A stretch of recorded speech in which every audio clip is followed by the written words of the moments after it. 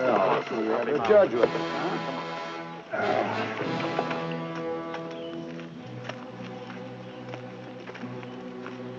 The judge put up quite a struggle.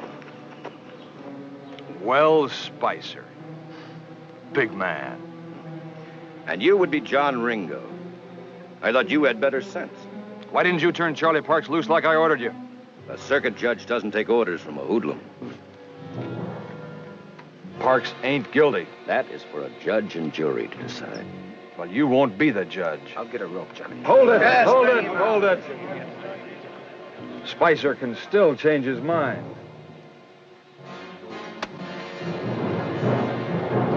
Sit down and think it over. Oh, Wyatt Earp, brave, courageous, and bold. Long live his fame, and long live his glory, and long may his story be told. The Life and Legend of Wyatt Earp, starring Hugh O'Brien. Judge Wells Spicer of Tombstone was generally regarded as the most fearless judge in Arizona Territory. He backed Marshal Earp and the forces of law and order with complete disregard of his own safety. Although hoodlums seldom dared to threaten a judge, the Clanton killer known as Johnny Ringo was capable of anything. And when Spicer clashed with Ringo in the Charlie Parks trouble, Wyatt had good reason to fear the worst.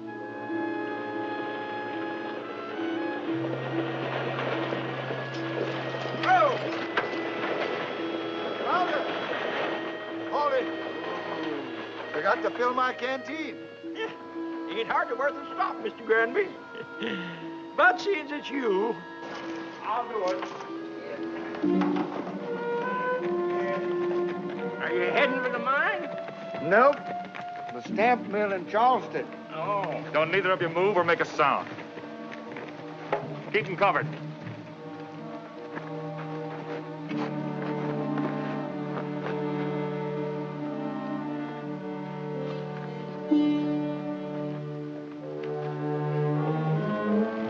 All right, Charlie, let's go.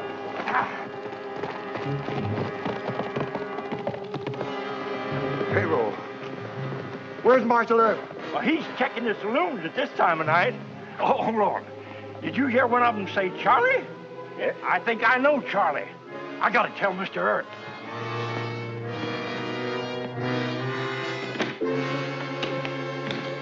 Are you certain it was Charlie Parks of the Clanton outfit? I swear it, Marshal. How about you, Mr. Granby? Well, he fit the description of Parks, but I don't know Parks. Both of these men wore masks. I can take an oath it was Parks. Mr. Granby, you say you lost $4,500? Yep, in 10s and 20s. Oh, does your office have a number list on these bills? Well, we list about 1 in 10. Help a lot. Now, you tell me exactly what happened. Well, I was on my water that's wagon, all and he part of it. wanted me to fill his canteen, and I got up and I went around back of the wagon, to fill the canteen, and a guy stepped out there with a gun that long right in my back, scared me to death. You've got to quit hanging around, Charlie. I like several of Clanton's men. Getting particular about one is trouble. Bad trouble. I thought you meant it. About, going to Denver? How can I do that? I'm in business with old man Clanton. Some business. Hiding robbery loot. Fencing jewelry and Mexican gold. It pays, Charlie. You want to wind up in jail? Or dead? Act your age. I can't run out, and you know it. I'll marry you. Huh. John Ringo is my first cousin. You say the word, John will talk to old man Clanton. Ask him to let you out. Ringo wouldn't let you marry me. Quick, in the other room. Just a moment.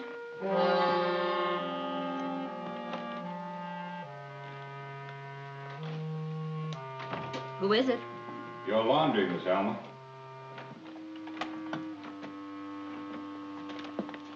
Everything went fine.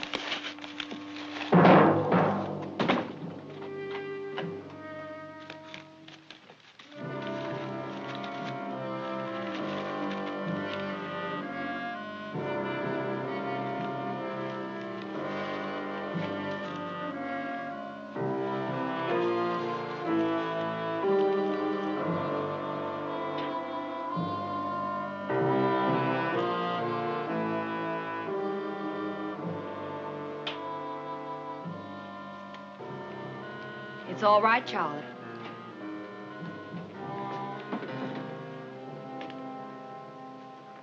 More loot? Don't act so shocked. You're not so pure. You help Ringo and Clanton steal cattle. Here, the 200 I owe you. I don't care about that. Take it. Now get out. But, Alma, honey. Don't honey me. I ain't sweet. Good night, Mr. Parks.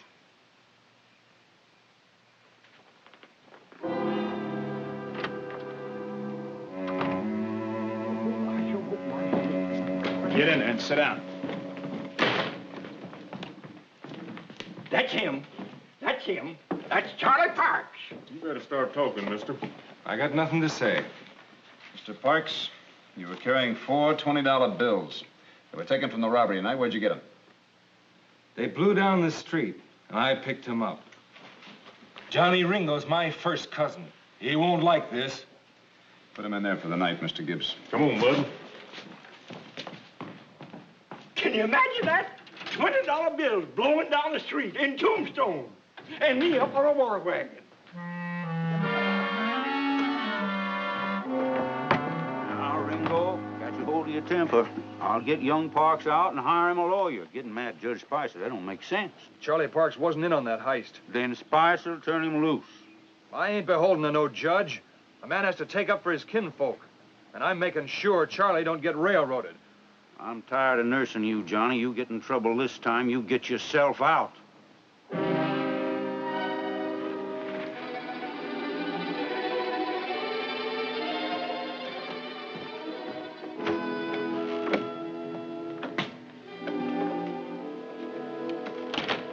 Wyatt, some of my hoodlum friends think you have the wrong man on that payroll heist. Parks was carrying some of the stolen money. Granted. Spouter will testify it was Parks. But if I know Charlie Parks, he wouldn't do anything without Cousin John Ringo. Oh. And what about that girl he's been seeing? Well, if you're referring to Miss Alma Ross, the sweetheart of the Clantons, let me tell you, Wyatt, a drone like Charlie wouldn't aspire to the queen bee. And if he did, Ringo would stop him. You think Ringo will try to bust him out? Bound to, Wyatt, bound to. You better stay awake until Judge Spicer gets here. I may need you. All right.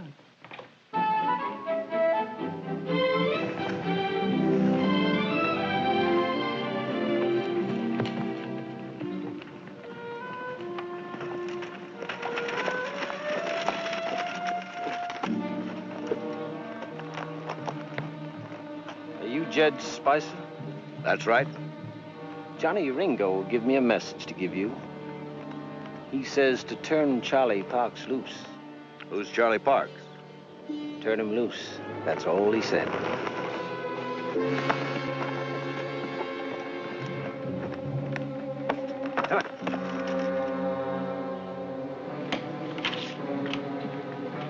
Where does Ringo think he's going to get threatening me? Sir, when Ringo loses his temper, he doesn't think. Well, bring in this Charlie Parks, huh? Yes, sir.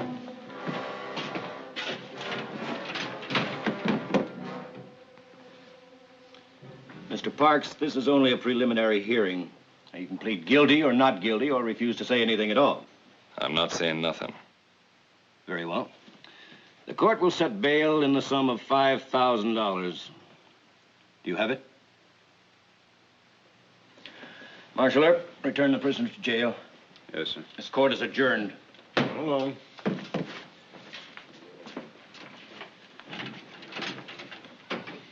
I only heard enough evidence to justify holding Parks. The robbery was at night. The robbers were masked. Well, I'm not sure that he was in on the job. Spotter could have been mistaken because of the masks. Well, then why would Ringo threaten me? Sir, Ringo once killed a man because he ordered beer when he ordered whiskey. He isn't exactly logical. Well, I have a case to hear in Charleston. I'll be back tomorrow. I wish you'd postpone it. Why, because of Ringo? Nonsense. I've been threatened before. Sir, Then let me go along, hmm? No, you stay here and work on the Parks matter. I can take care of myself. Yes, sir. But thanks, Wyatt.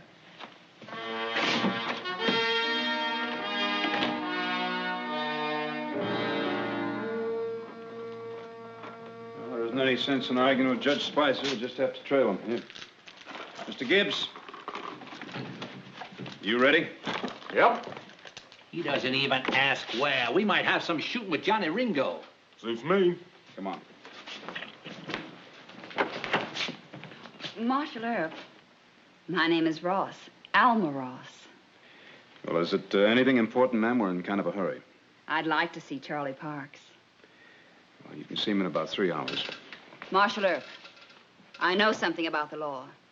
Any prisoner has the right to have a visitor. Don't rile him, Miss Alma. He's quite impervious to your charm or your scorn. If you come back later, you can see him then.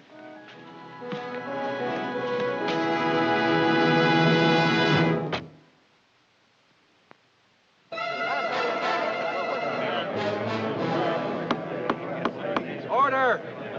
Court's in session. Well, so now you're going to try me. Just like you tried Charlie Parks. I told you I didn't try him. It was only a preliminary hearing. Well, I'll do the same thing, Judge. I'll give you a preliminary hearing. Order! Nothing funny about this. Is there, Judge? No, there isn't.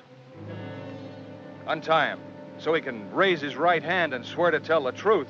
I think you know I'll tell the truth. All right. Now, what evidence you got against my cousin, Charlie?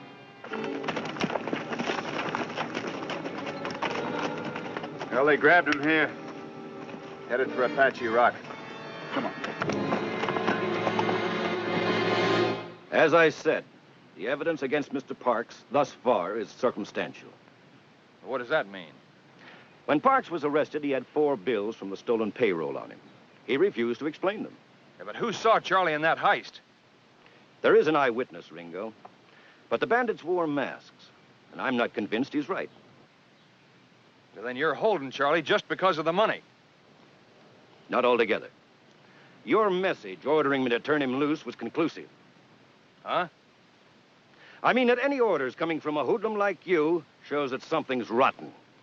If Parks is not guilty, why should you risk a charge of abduction and contempt of court? He's talked too long, Johnny. Let's hang him and get away from here. Order! I want to say something to Big Man Spicer. You called me a hoodlum. Well, I wouldn't treat a dog the way you've acted about Charlie. You deny he was in that holdup? I sure do. Charlie don't do nothing without my say-so. Yeah, that's right. Order! Now, this court is going to ask you one last question, Judge. You going to turn Charlie loose? Not until he's had his trial.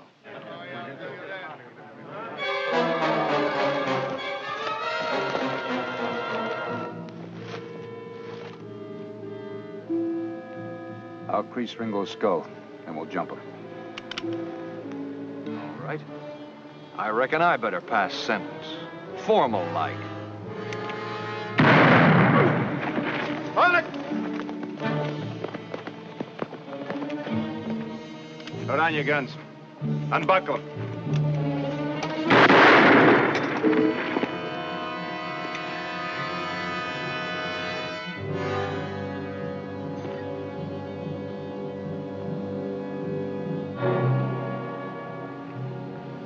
Come on, wake up, Ringo. Wake up. Come on, wake up. Doc, give me a hand. We'll walk him around. You take care of them. Come on. Stand on your feet.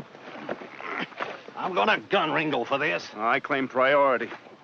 You'll do nothing of the sort. But he tried to kill you, sir. This man is guilty of abduction and contempt of court, but he can't be gunned for that. And what I say applies to you, Dr. Holliday. Holiday. It is, Doc. I'll shoot it out with any one of you. Sit down. He's a sweet character, ain't he? He says Parks is innocent, and he seems sincere in his reasoning. Sincere? Ringo? Judges, We save you from getting shot, and all you keep thinking about is justice for Charlie Parks. Ringo will get away with this attempt, sir. He'll demand a change of venue from your court. You'll have to grant it. That's right. One of them Clanton judges will acquit him for sure. That isn't the point. What is the point? Wyatt has a crime of armed robbery to solve. Now, if Parks goes to court, he could be convicted just because he's a hoodlum. Now, do you want that? No, sir. Well, then act like it. And you, Dr. Holliday, must I remind you that you once stood trial on a framed-up charge? I stand reproved, Your Honor. Very well. Now take these men to jail. There's time yet to work on the robbery. Yes, sir. May I ask where you're going? To Charleston. I have to hear a case there, remember? I'm more than an hour late now. Wyatt, I think maybe we better solve that payroll heist another way. You know, I think you're right. Come on.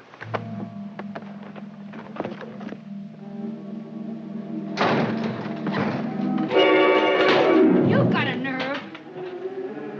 Going someplace, Miss Alma? Get out of here. I told you she'd try this, Wyatt. Miss Alma, you're under arrest.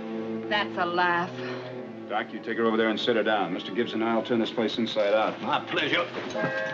Shotgun, take that room.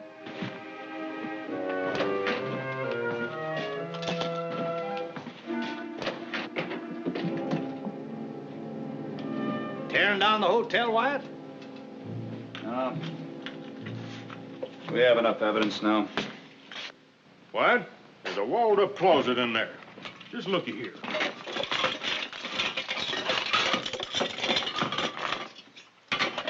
And she had this and a hollered-out bedpost. Just take a look.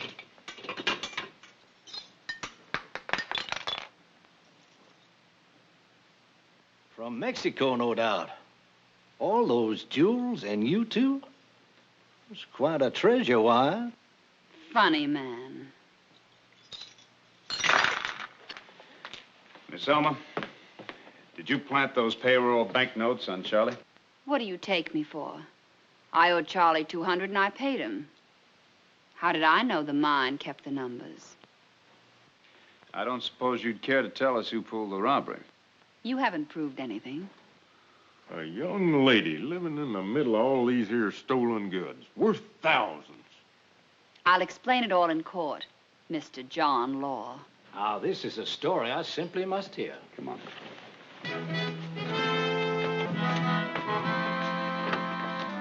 That's something, Doc. I warned Ringo plain to his face. Kidnapping a judge, threatening to hang him. Why, I never heard of such tomfoolery. All right. What do we do about it? That part's easy. We have him changed to one of our own judges. It's the girl I'm worried about. You mean Alma? Earp caught her red-handed. All kinds of stuff in her room. Well, pretty girl collects presents. Not robbery loot, Mr. Clanton. You just defend her, Baxter. That's what you paid for. You gonna let Spicer try her? He's a man, ain't he? You know Alma. Well, all right. No slip-ups now. I need that gal. Best hand in the outfit comes to selling goods.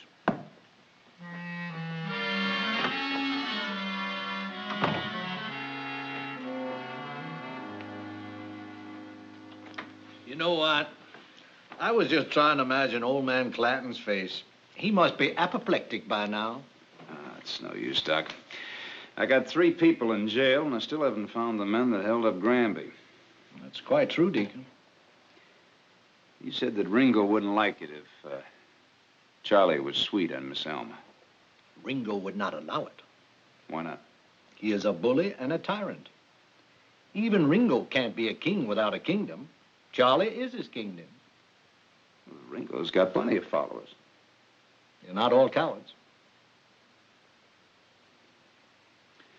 Well, thanks, Doc. I guess it's worth a try. What is? Well, it's just a hunch. I'll let you know if it works out.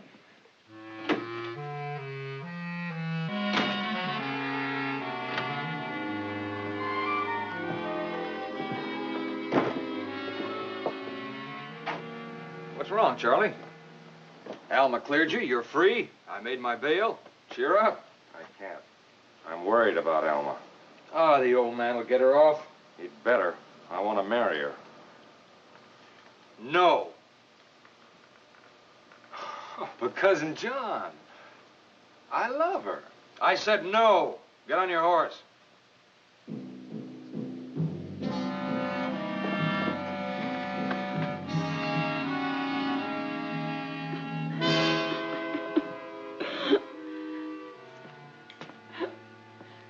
Now, you must be brave and tell the truth.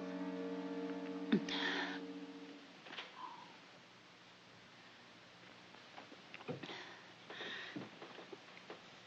was horrible.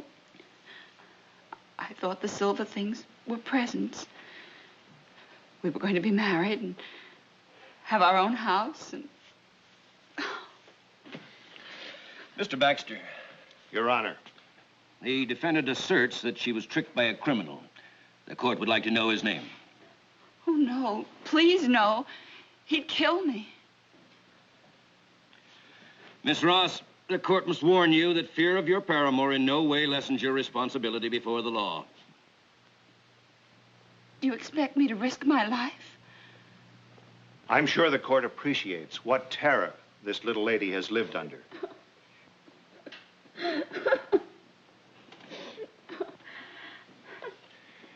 If the court please, the defense rests.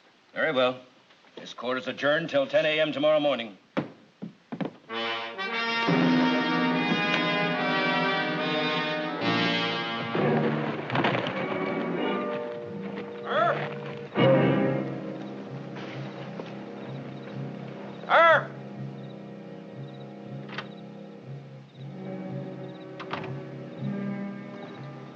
What's this, Ringo?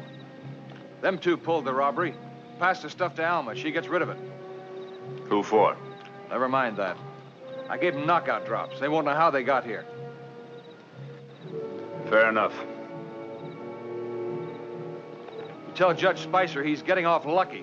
He ought to be more careful.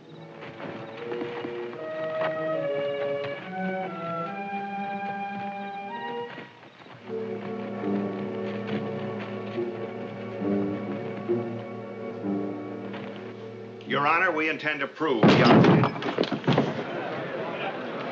Order! Order! Marshal Earp, what's the meaning of this? Your Honor, these men have confessed to the mine payroll robbery, and they also wish to testify against Miss Alma. Ringo did this, I know it. Don't you dare testify against me. You hear? Don't you dare! Order! Order in the court! Order! Order in this court!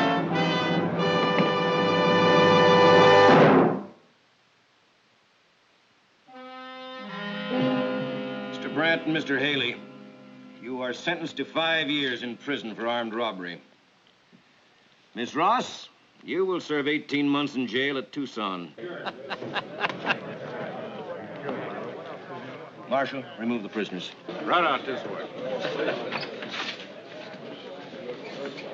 Good work, Mr. Earp. Oh, Mr. Earp. Call John Ringo to the bench. Ringo? Come on up here. You want me to come and get you?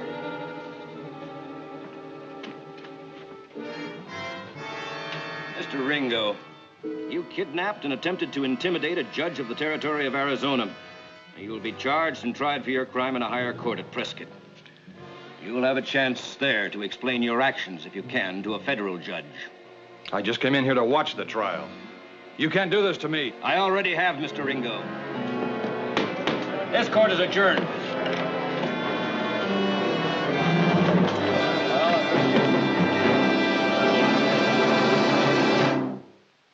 Well, he cleaned up the country, the old Wild West country. He made law and order prevail.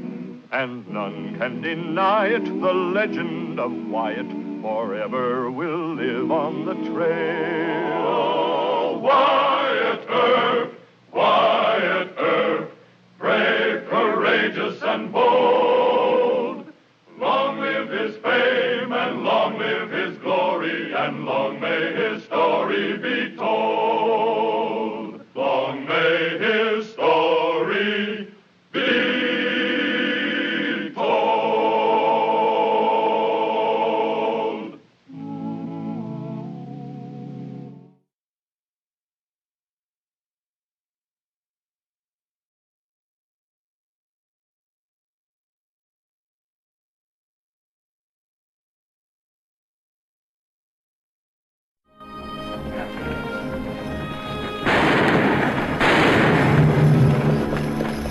Let's look.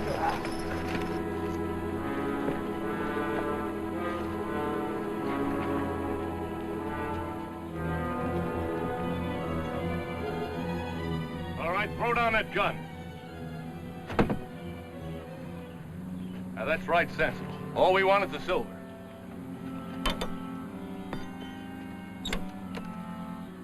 Sure you want them fellers to steal that silver? I'm cheering them on. First stage robbery I've ever approved of. Oh, Wyatt Earp, brave, courageous, and bold. Long live his fame, and long live his glory, and long may his story be told.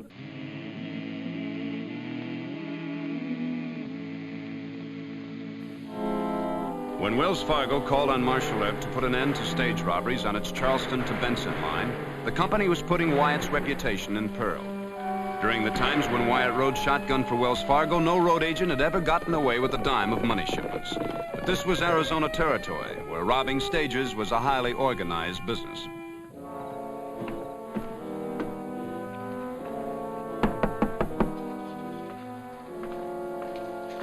Who is it? Wyatt Earp, Mr. Thacker. Anyone see you? I don't think so. What's all the big mystery about? Company orders. They're afraid you might turn us down. And if that happened, we'd be in worse shape than we are already. The Sandy Bob stage line won't haul any more silver from Charleston. This report will show you why.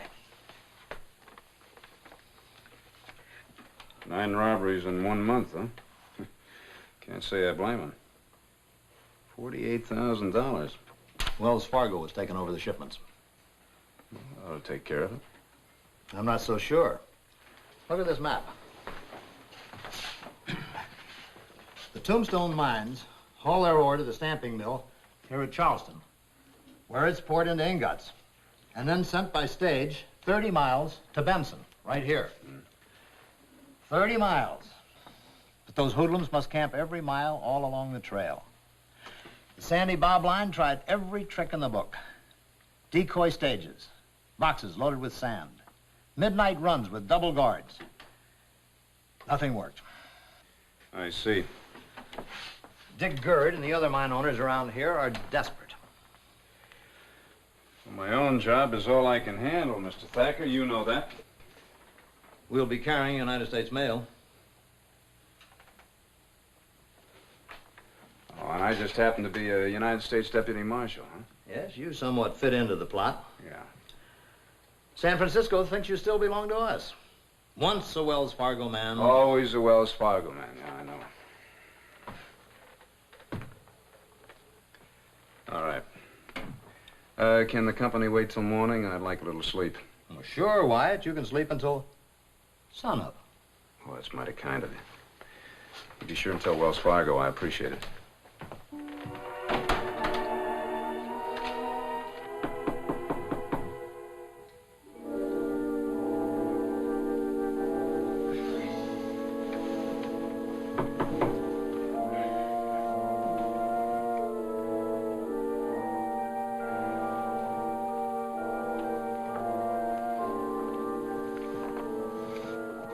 Fred? Yeah.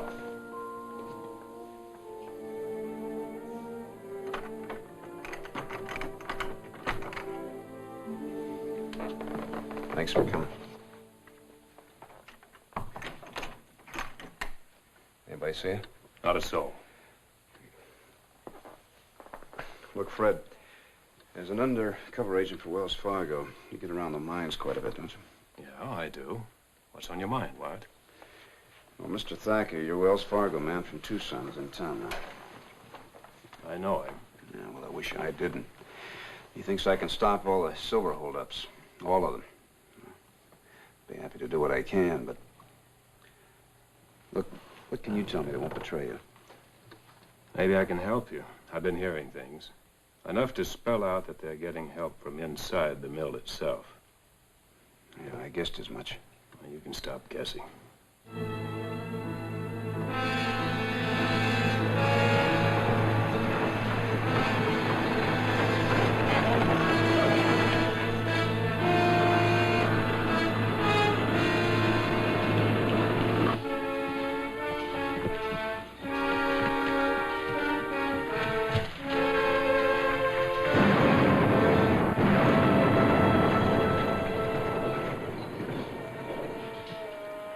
You got any ideas, Wyatt?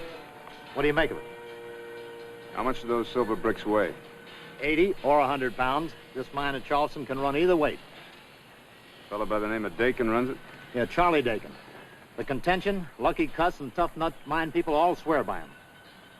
Will they cooperate? Well, I checked yesterday. No trouble with Dakin. All right, this is what I'd like to do, if you'll back me up. You're the boss, Wyatt. Oh, I suppose it could be done, Marshal. But increasing the bricks to 300 pounds, that'll cost us money. I think it's a fine idea, Mr. Dakin. Oh, I see the point. Robbers on horseback couldn't handle 300-pound chunks. I get it. Oh, Sharky, step in here, will you? Bring Mr. Todd with you. Sharky's my foreman. Todd handles the freight. They aren't going to like this.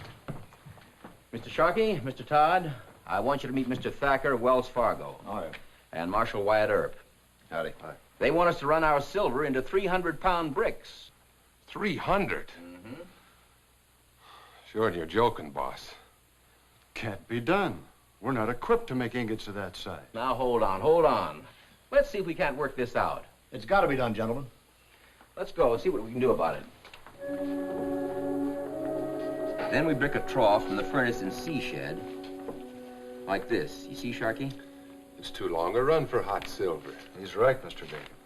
Well, not if you keep a fire under the trough right here. Move the old steam heater from D's shed. Well, who's going to pay for all this? Mr. Earp? You lost $48,000 to road agents last month. The mine owners will pay. I'll have all this put in order if you need it, Mr. Dakin. No, we can reset in a day or two.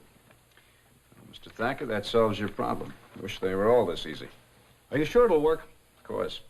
Road agents can't carry 300-pound bars on horses, and if they try wagons, the trail will lead you to them. You haven't let Wells Fargo down yet, Wyatt? Anytime, Mr. Thacker. Nice to have met you, gentlemen. I gotta get back to Tombstone. Get right on it, men. I don't think you'll have any more trouble.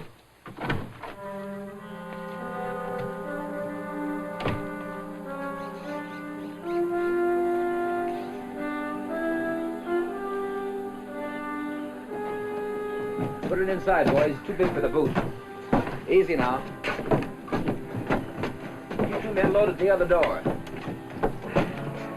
Easy now. She'll carry 3 or 4 of these. Now, 2's enough for the first trip. Sign, will you, please? And Jones. Yes, Mr. Dakin. If you're jumped by road agents, do exactly as they say. Don't try to put up a fight and get hurt. That suits me fine. Pile some buffalo hides or blankets over the boxes. That's a good idea. All right, we'll move out first. Shadow the stage from the hill trail. Mr. Gibbs, you think you can keep Roscoe quiet? Why, sure. Roscoe don't do no hollering when I'm on him. He knows better than that. That's right.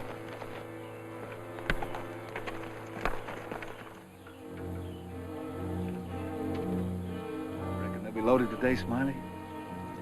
We didn't get any word, but it's our turn. Smiley! Coach coming on the Charleston Trail. Time to go, I guess. All right, remember, keep them bandanas over your faces and let me do the talking.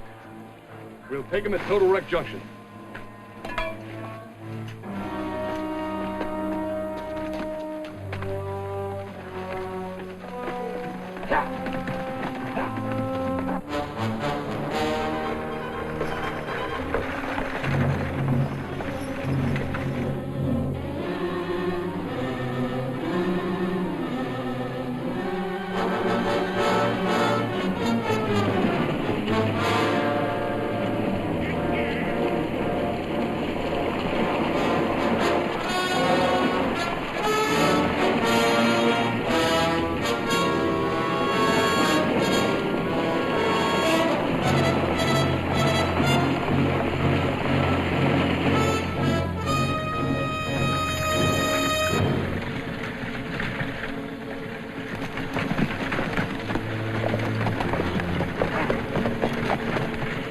Here they come. Be careful.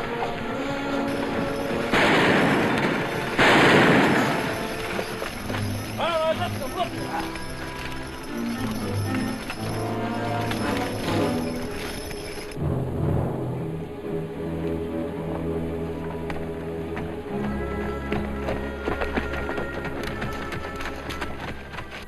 All right, throw down that gun. Now, that's right sensible. All we want is the silver.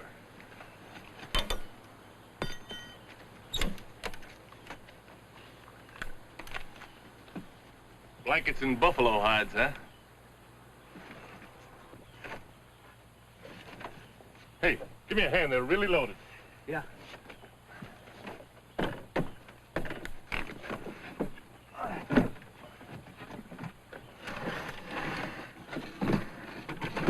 Oh, easy, easy. Man. Oh. What in thunder is it? They've boxed a lot of bars together. Hey, you, is the other box as hefty as this one? Find out for yourself. You're funny, ain't you? Come on, shove that other box out. I spring on my back. You put some muscle into it, too, Go this on, time. go on. We could take them hombres red-handed, Wyatt. Not now, Mr. Gibbs. Let him sweat.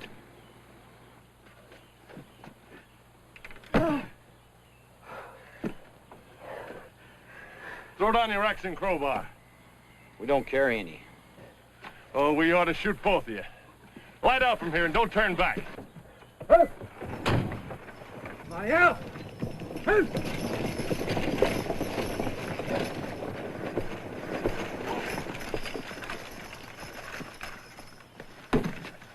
Wells Fargo always pulls some sneaky trick. Splinter the top of that one. Yeah.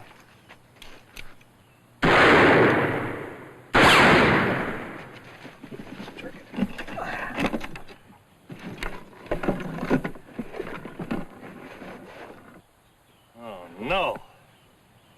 That's Wells Fargo for you. They had it cast into one big, heavy brick. Those filthy rats. Trying to pull a fast one on us. They knew we couldn't handle anything this big. What are we gonna do with it, Smiley? Yeah. Well, we'll sling the boxes with ropes between two horses, and then we... No, that wouldn't give us anything to ride. We'll show Wells Fargo, boys. How? We'll tote them boxes into the brush and bury it. Then we'll come back here with cold chisels and hammers. Yeah, but Smiley, I don't... You got a better idea? No? All right. Somebody went to a lot of trouble over this, so let's get it buried before a posse gets here.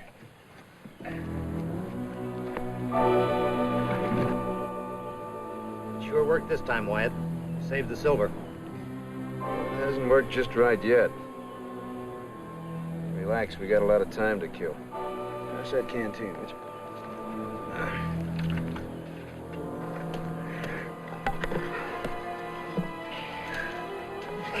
We should have had some warning of this. We could have brought cold chisels and hammers. Don't blame nobody yet, boss. That Wells Fargo's the slickest outfit anywhere. Shut up and dig. Yeah.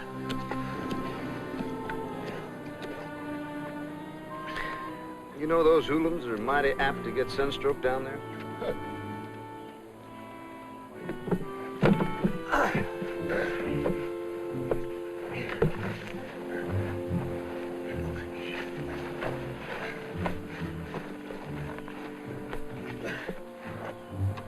Ain't burying them boxes very deep, are they? No. They're aiming to come back soon with cold chisels and hammers. Then we jump them? All depends, Mr. Thacker. There's more in on this deal than just those three.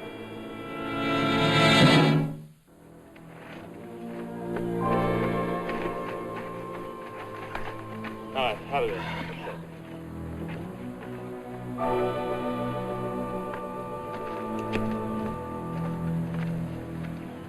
Ain't no sign of a posse yet. Now, they'll be coming. I figure we got about an hour. I'll get the tools and meet you at the shack. Ride 'em. I want to see horsetails hanging in the wind. Here. Yeah.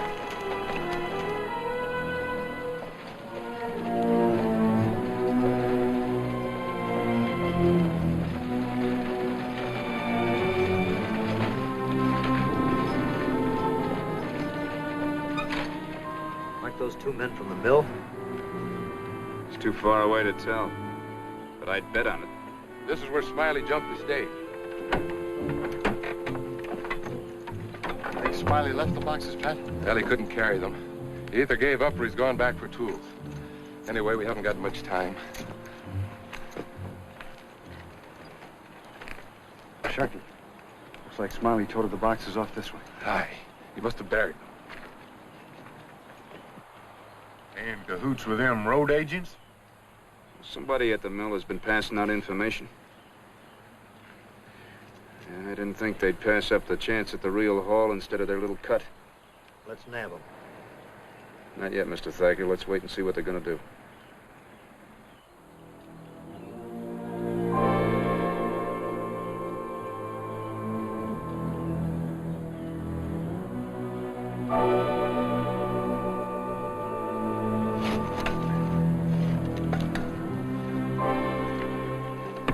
Give me a hand. Where are we going with it? Up the hill trail into the brush. Why don't we just take it back for the reward? 500 instead of 6 or 8,000. Grab hold of that But box. Smiley will get back. Shut up. Lift.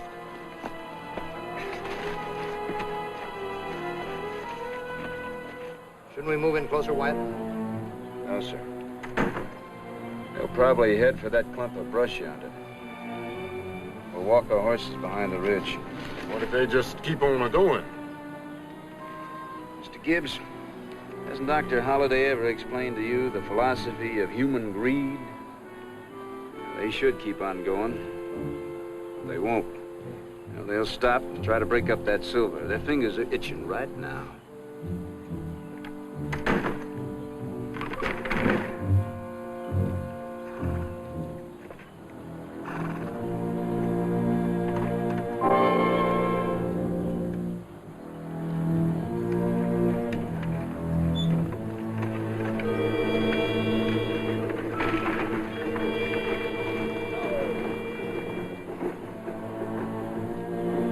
Head out.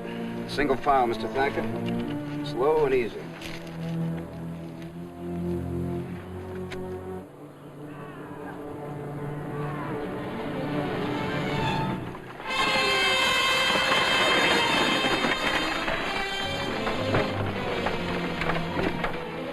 Slow down, you'll bust something. You let Smiley catch up with us?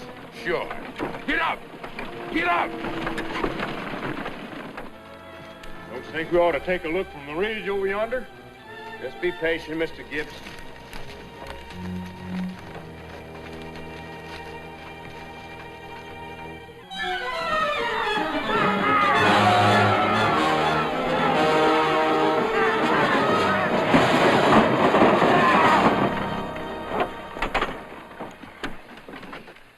I told you we'd bust something. The axle. We'll have to cut up the bars here and load them on the horses. But if Smiley gets back... Never mind that. Grab the chisels and hammers. It won't take 10 minutes to load these on cars.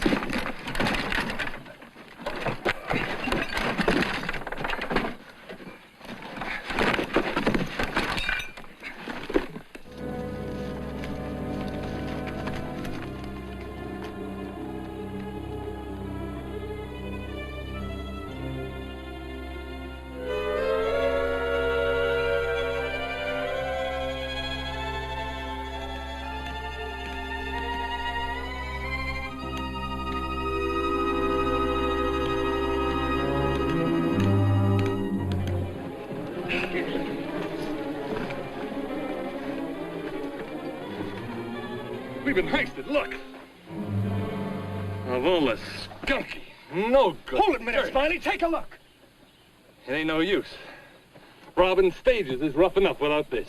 Team and spring wagon made off up the hill. 2 men. Todd and Sharky. Yeah. I thought it was funny they didn't tip us off about those bars. I'll bet this is why. If they've double-crossed us. Come on.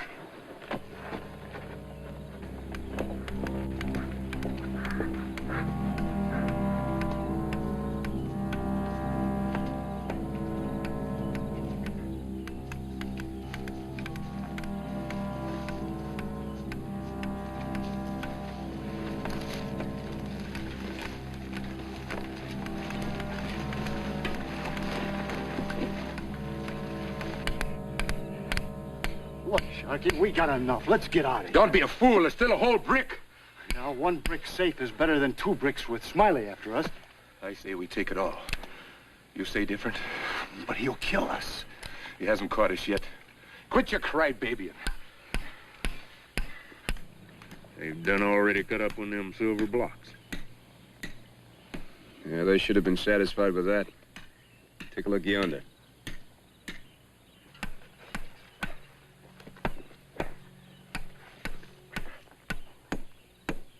Just like sitting ducks. Let's jump. It'll be easier when they get together. Shh. I hear something. I'm getting out of here. Go ahead, but leave the silver to me. I'll take this sack. Drop it! You get nothing. Give it to him.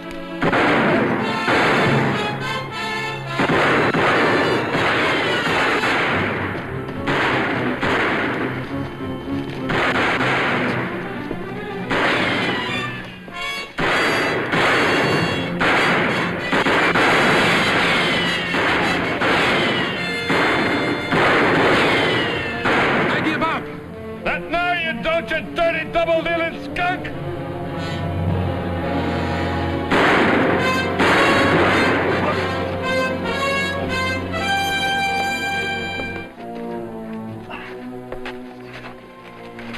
Have a little luck. I gotta get hit. You ain't hurt bad. Besides, they chopped up half the silver for us. Half? Get busy on that other half. Yeah.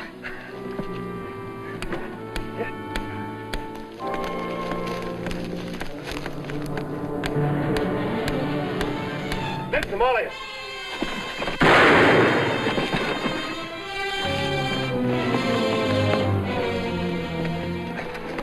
Take the guns.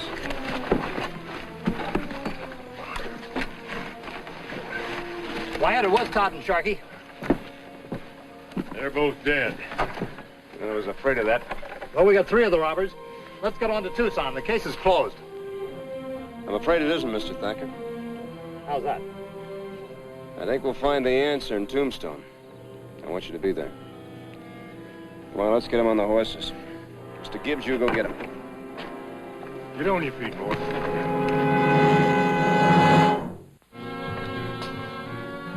We got the robbers, Wyatt. We got the insiders at the mill. What are we hanging around here for? I've got to write my report. Oh, this is a big operation.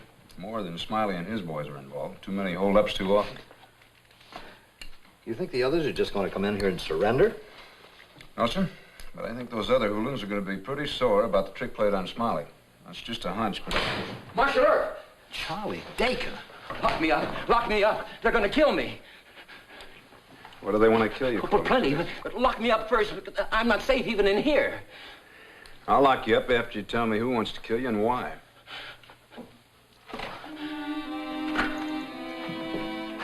I don't get it. What made you so sure that Dakin was the boss tipster? Oh, he had to be the one. The man in charge of everything. You know the idea of increasing those bricks to the size of 300 pounds? Yeah? Well, it's a simple plan. Dakin had really been on the level with the mine owners. He would have used it before I did. You know, Wyatt, Wells Fargo should give you a gold watch.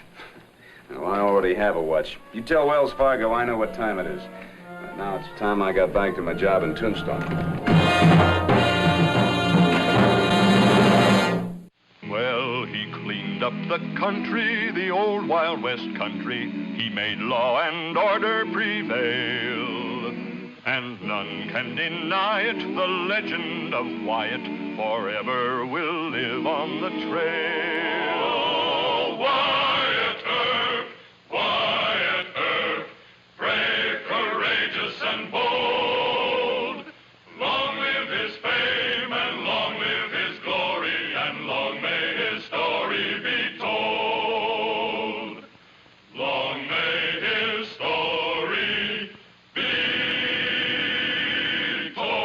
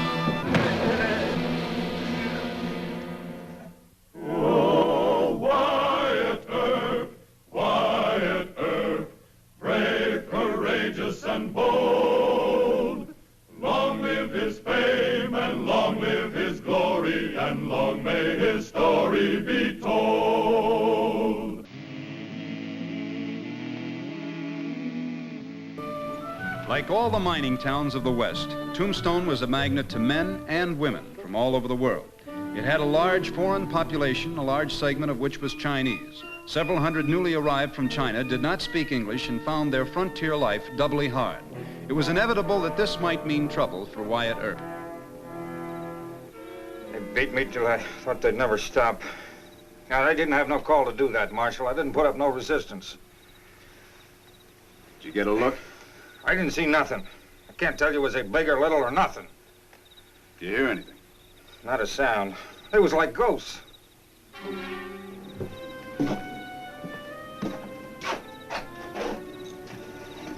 don't see nothing back here, Wyatt. Bring that lantern over here. What do you make of that? It's a funny kind of ring. Hey, that's Chinese writing on there, ain't it? Sure is. Now we got something to go on. You think they was Chinese? Well, that doesn't seem likely. Never have any trouble with them, usually. Yeah? I'm gonna find out where that ring came from. How you gonna do that? There's one person in this town that knows everything there is to know about every Chinese living here. China Mary? That's right. Yeah. Not only knows them, but runs them like a queen. Well, will she tell you anything? Why not? Well, Wyatt, you know she's got her fingers in a lot of things that ain't exactly legal. All the more reason why she doesn't want any trouble with the law.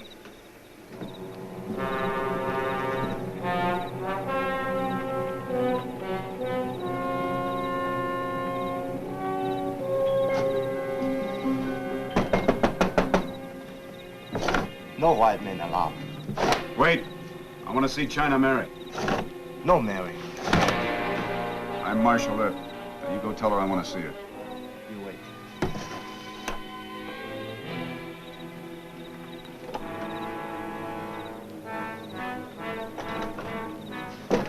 Marshal Earp, is there trouble?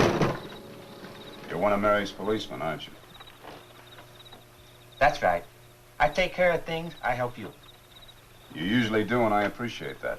So don't stop now. Something you want? I want to see Mary. Mary very busy. Can't I do? No. Now you go tell her.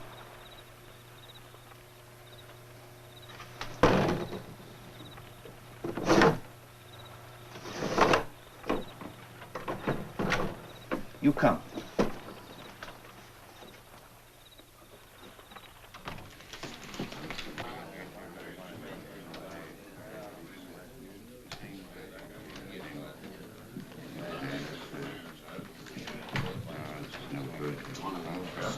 Just friendly game. All fine. Fantan? Like Fantan. Oh, yes. This way.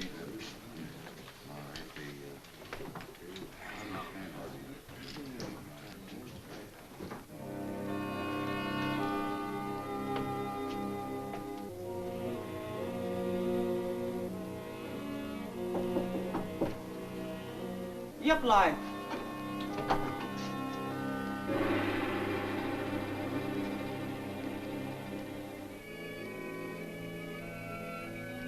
Come in, Marshal.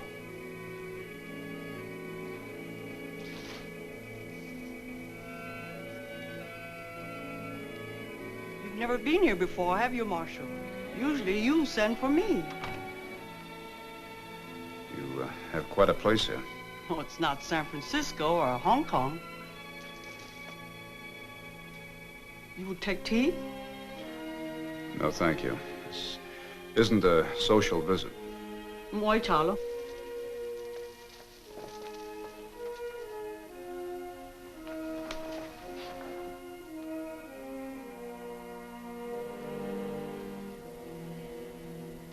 Have you ever seen anything like that before?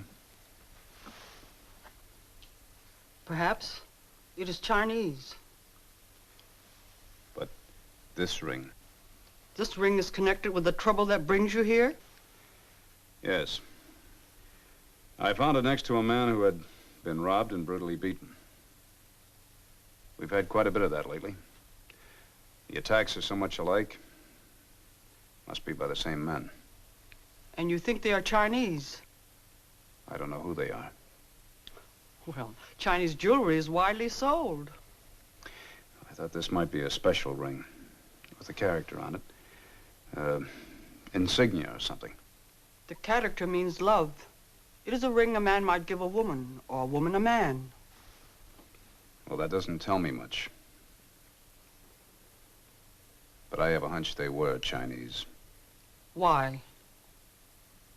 Because of your eyes? You won't look at me.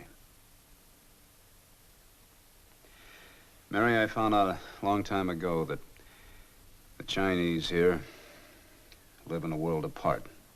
A lot goes on here that the law and I we don't approve of. But I couldn't begin to stop it or to change it. It's live and let live. That's the way it has always been. I guess that's the way it will be. As long as you keep it here within the walls. If it spills out into the street. It has always been enough that you tell me, has it not? This time, that will not be enough. You must turn them over to me. They have broken the law and they must be punished. They will be, in my way. I cannot agree to that. Then find them yourself.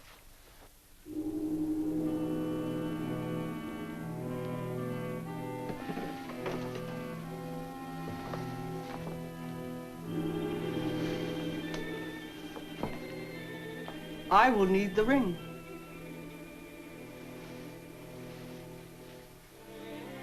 Now I know why they call you a queen.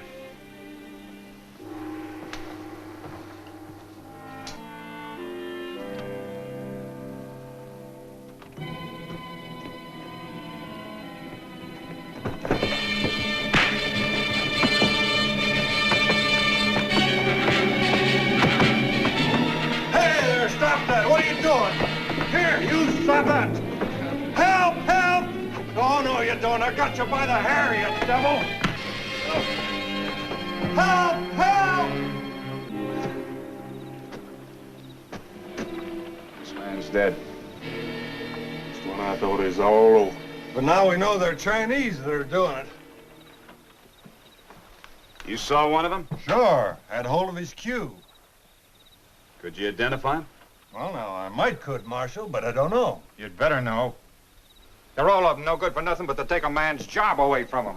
I say we ought to string them all up. Yeah. Second. Any man touches a Chinese, he goes to jail. Now, you leave this to the law. You men pick him up and take him over to the coroner's office.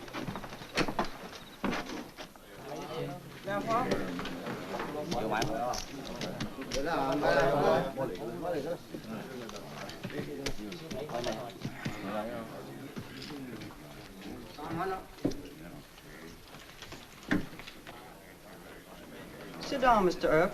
I know why you're here. You heard already, I should have known you would. Well, for the first time, it wasn't enough just to tell Mary about it. No one is perfect. This time it's serious. For one thing, it's murder. For another, the townspeople know that the attackers were Chinese. You know what that could mean. You think that Mary can no longer control her people. But I'm sure this was not done by those who did the others. Why? I'm sure that's all. Well, I'm not. Maybe there's someone who defies your authority. And I want to know who it is. A Tong, maybe? One of the 6 companies? Or just a group of young rebels? You won't tell me who they are? I do not know. But when I find out, I will handle it myself. Already there is talk of burning your people out. A catastrophe. Not only for your people, but for Tombstone. I'm still able to handle it myself. You will leave it to me. No, I can't. If you won't tell me, I'll find out another way. How? I think I know a way.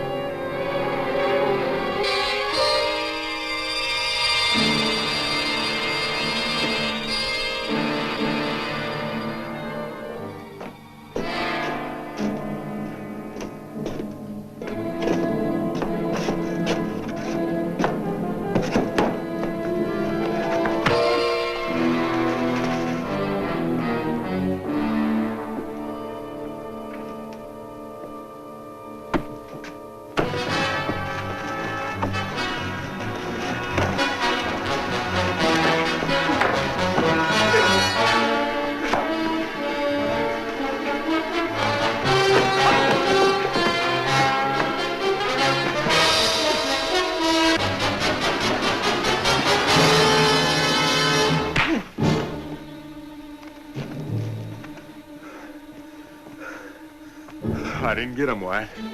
It's like hunting a black cat in a barrel. They just melted away. I never seen them. Yeah, we got one of them anyway. Good. Come on. You tricked me. You policeman. Let's go.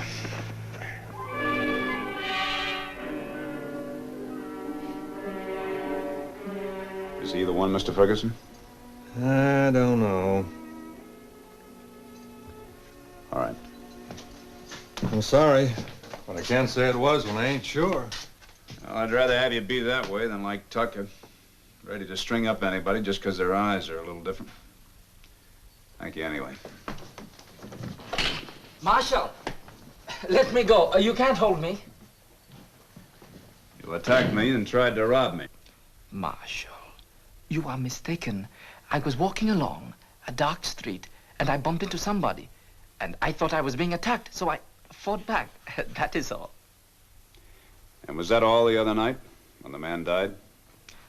You cannot connect me with those robberies, nor did I take money from you. I think you have no evidence. Don't be too cocky. And don't underestimate the law. You're in trouble, my friend. I just don't forget murder. Now, you take some advice. You talk. Maybe you'll save yourself from the worst of it. Hanging. They'll probably do that sooner or later, Marshal. Trial or no trial, murder or no murder. I understood that a long time ago. You want to be a martyr, huh? I guess that's partly due to your age. A lot of wet-nosed boys have ideas like that. You want to say something? No. Nothing. Were they all boys like you? Did you work for yourselves or did you work for somebody else? And why'd you do it? Because of the money that you got for robbing or the fun that you got from beating? Did you do it for hate or for greed? What do you think, Marshal? I think that money only appeals to grown men. But revenge? That's for wet-nosed boys. Why, you... Let me see that ring. Open your hand. Where'd you get that? Shotgun? Take a look at this. Who gave it to you? Must have been China Mary, White. Maybe she give it back to him. Unless, of course, there's more than one. Oh, I doubt it. This is handmade. We'll find out soon enough anyway. Open the door. Where are you going to take me? China Mary's. No, Marshal. No, no. Don't take me there. All right. You think you're going to be sent back to China? Don't worry. You won't get off that easy this time.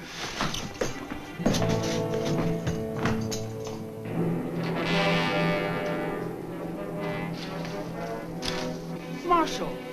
I'm sorry to disturb you again, but you know this boy?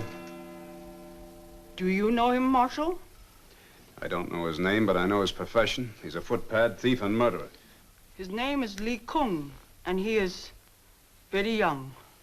He's not so young that he doesn't know it's wrong to attack another man, to rob, beat, and kill him. Are you sure this boy has done these things? Yes, I am. How can you be sure? Because I set a trap for him, and he fell into it. He made the mistake of attacking me. You are very ingenious, very brave. And very successful. I caught this one, but the other two got away. I asked him who they were, but he won't tell me. What would happen to them? They would stand trial for murder? You can hardly expect him to tell you. He'll talk if you tell him to. I haven't that power. I thought you were the boss around here. Not with him or his friends. He does not approve of me. Why should I? Are you something to be proud of? Wait a minute. Do you know what she is or what she does? Do you know where the money comes from to buy these rich things? You are a disgrace to our people. Psycho. Don't call me that. I hate you. I want nothing to do with you. I will not live as you have. I didn't want it that way. But do you know what you are doing? You bring yourself to ruin. It is my life, and I will live it as I want. No, it is the lives of the others you command also. And more than that, the lives of all us Chinese, perhaps. Marshal Earp will tell you of the talk. The talk of burning us out. They talk big, but they're not that hard or strong. Oh, but you are hard and strong, huh? You're going to wipe us all out here in Tombstone. If I could, I would.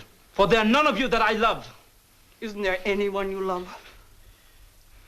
Take me back to your jail, Marshal. Come on. You have no case against him, have you? I'll build one. I doubt it. He will never talk. At least with him in jail, the attacks may stop, if you're right about his being the ringleader. Well, if it's learned that he is in jail, the talk will start. Then you know what that might mean. I know. And I'll handle that. Can you, Marshal? I've seen it in the gold fields in California. The mobs, the fires, the hangings. Maybe I should leave you here. Gatlon, Laguila. I will repay you for this someday, Marshal. What he needs is to be turned over somebody's knee and spanked. Perhaps. Chinese parents are often too indulgent of their children. But that would have been a long time ago for this one. I've never known you to be soft before. You gave him back his ring. Why? He is so young. Are you going to be soft now? Or will you send him back to China? I will decide. You said that ring meant love.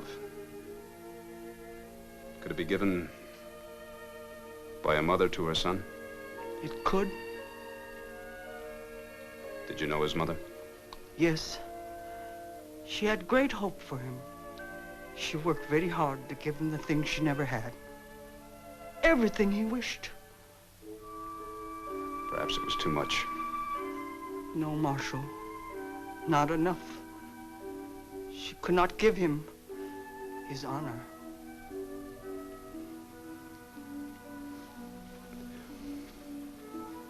Well, I'll say goodbye. Do not hate me. I could not help it. But I promise you, there will be no more trouble. On my honor. That's good enough for me.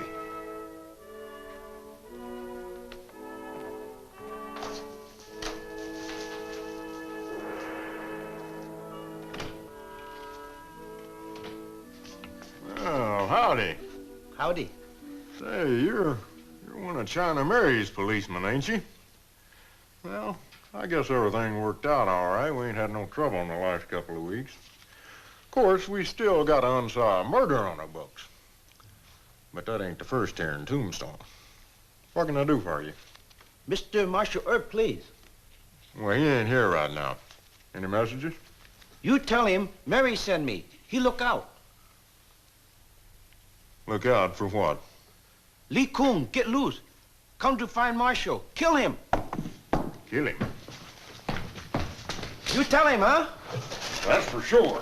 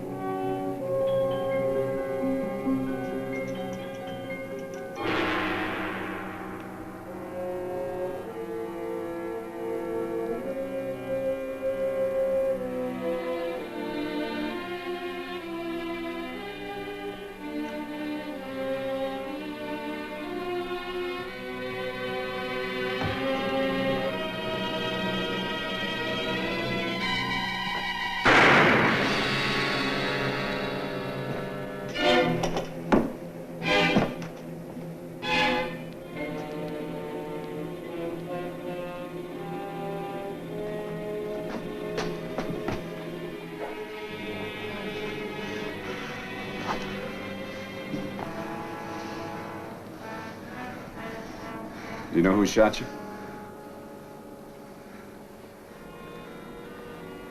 You were going to kill me? Why? Why did you want to kill me?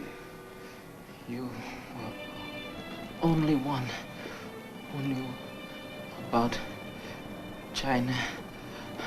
Mary. That she was your mother?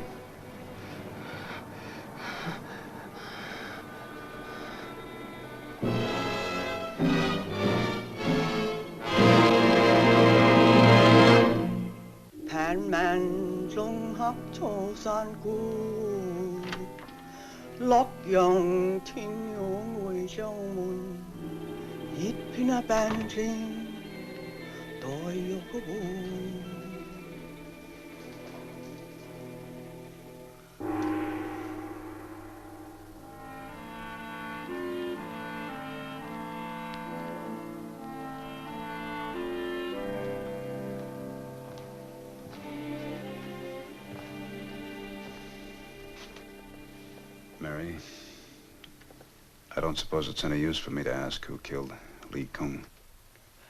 Is it not better for one foolish boy to die than for all my people to pay for him? Maybe it was justifiable homicide. I'll probably never find out anyway. I hope I don't. The body will be brought here, please. Yes. This was the only thing of value. Would you see that his mother gets it? Yes. Thank you.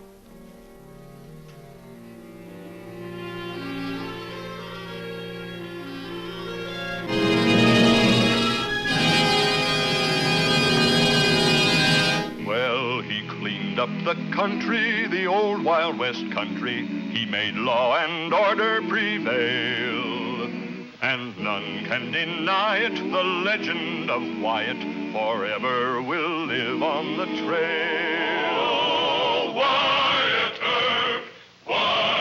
Earp, brave, courageous, and bold. Long live his fame, and long live his glory, and long may his story be told. Long may his story be told.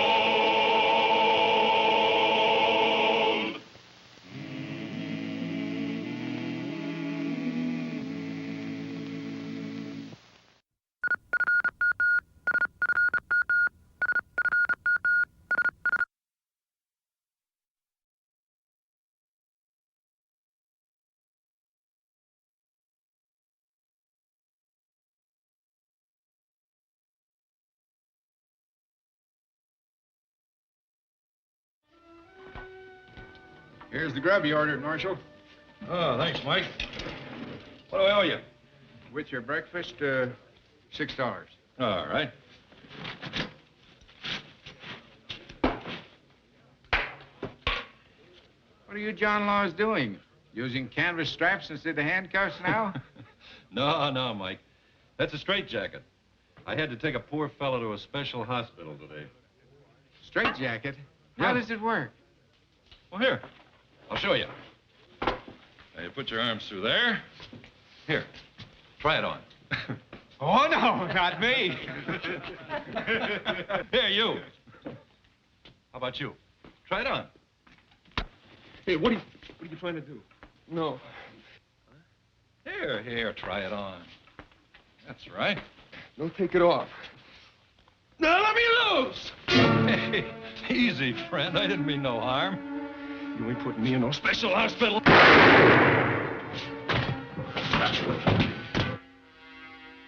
Don't anybody lay a hand on me. Cully, what have you done? I ain't going to no special hospital. Come on. We're getting out of here. And don't anybody try following us. Oh, Wyatt Earp, brave, courageous, and bold. Long live his fame, and long live his glory, and long may his story be told. The Life and Legend of Wyatt Earp, starring Hugh O'Brien. In 1881, treatment of the mentally ill was unheard of, and the law seldom recognized insanity as an excuse for defendants charged with crime. Thus, when Wyatt attempted to help the outlawed Dre brothers, he risked his job and his life. Trouble? Yeah. Marshal Pritchard got shot in Charleston. Dr. Goodfellow's bringing him in for surgery. Is he hit bad? Yeah, it'd be a miracle if he lives. Who shot him? Stranger, first name McCully. Travels with his brother. It sounds familiar. Yeah, it does, don't it? I knew it. Dave, Cully, Dre. Wanted by the Texas Rangers. Must be pretty good with a gun if they wounded 2 Texas Rangers. Look, while I'm talking to Dr. Goodfellow, you get loaded up for the trail, huh? Right.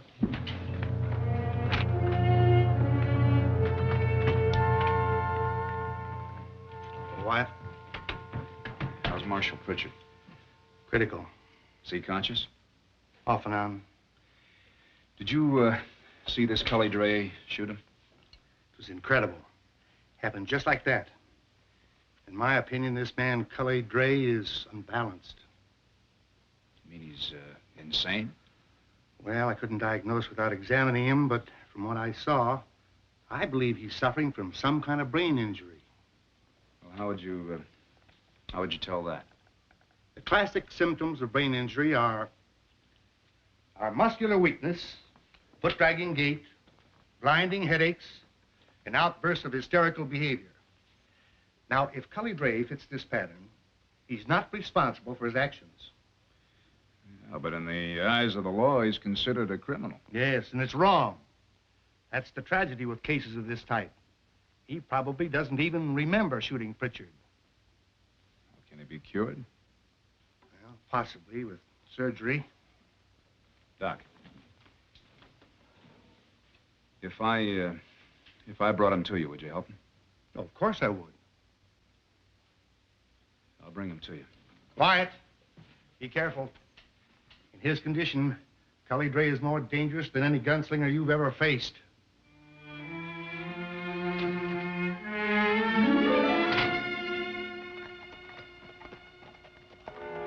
You ain't tricking me, John Law. I'm gonna fill you full of lead! Dave, we're safe now, just you and me. Here.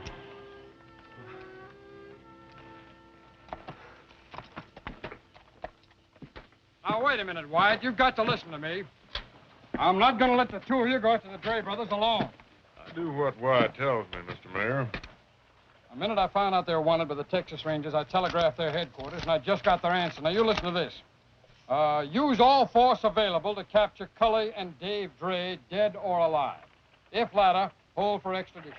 Here, look at it yourself, Wyatt. Now, posse can track them down in no time.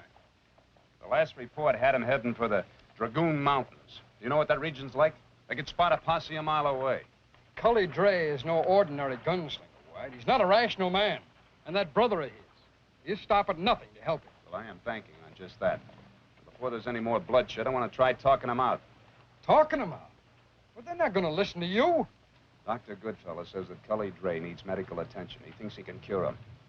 Well, maybe so. Maybe so, providing you have a chance to take him alive. Look, unless I am forced to, I don't want to have to shoot down a man who's so sick that he doesn't know what he's doing. Here. Wyatt, will you listen to me? It's too risky. Now cover yourself with a posse. With a posse, the letter's going to start flying for sure. And what would that prove? It needn't prove anything, Wyatt. It's your duty to uphold the laws, not make them. Well, it's about time the law recognized what makes a man start shooting without reason. Now, if I can't talk the Dre brothers out, the posse's welcome to shoot him out.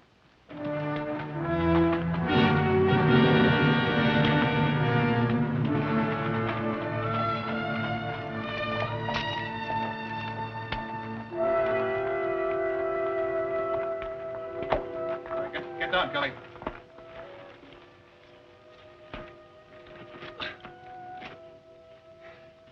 Why are we on the run this time? What happened?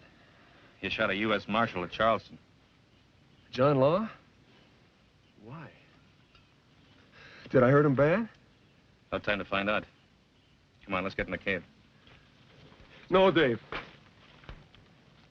What's the matter now? No, we'll get cornered in there. We must never get cornered. Come on, we gotta get out of sight. Can you hear what I'm saying? Yeah, but I don't see it too good. My eyes fog up on me. You don't have to see, just listen. The law is after us. There'll be a posse. We gotta get inside the cave. It's safe there. No, it's dark in there. I don't like the dark. Now quit it. What kind of talk is that for a grown man? It's darker all the time. You need sleep. Here. Take a swig of this. It'll stop the headache. That's enough. That's enough. We gotta make it last. Gotta make it last.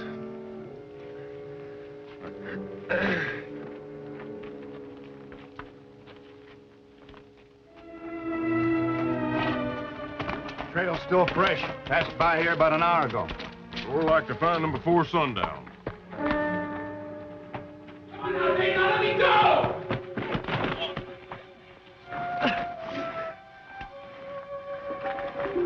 Can't you stay put? It's too dark in there.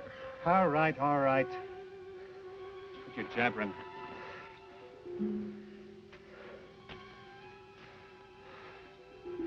You can sleep out here. Don't leave me, Dave. But you're the only one I can trust. Huh?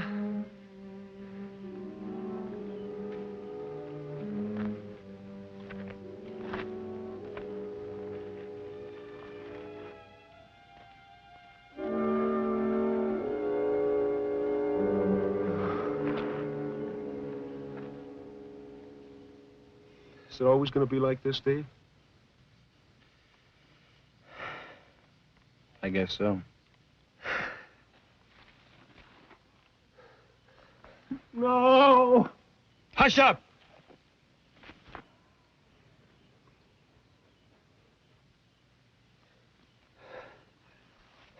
Thinking bad things. I'm all the time thinking bad things.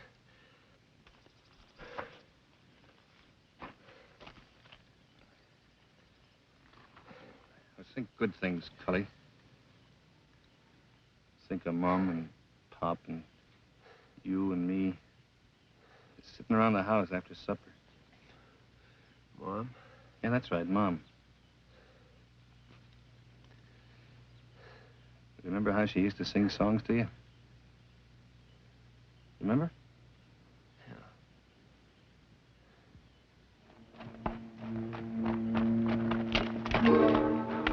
Doubled back.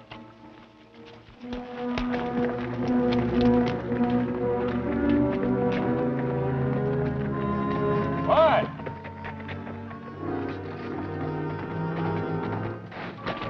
Horse tracks lead off here. Yeah, that's cave country. Should have figured that's where they'd be headed.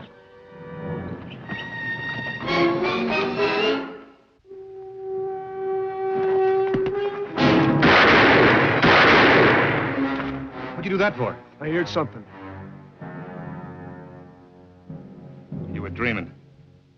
Pump them up yonder. Still think we can talk them out? We can try. They'll pick us off like pigeons. Hey, look. I told you I heard somebody.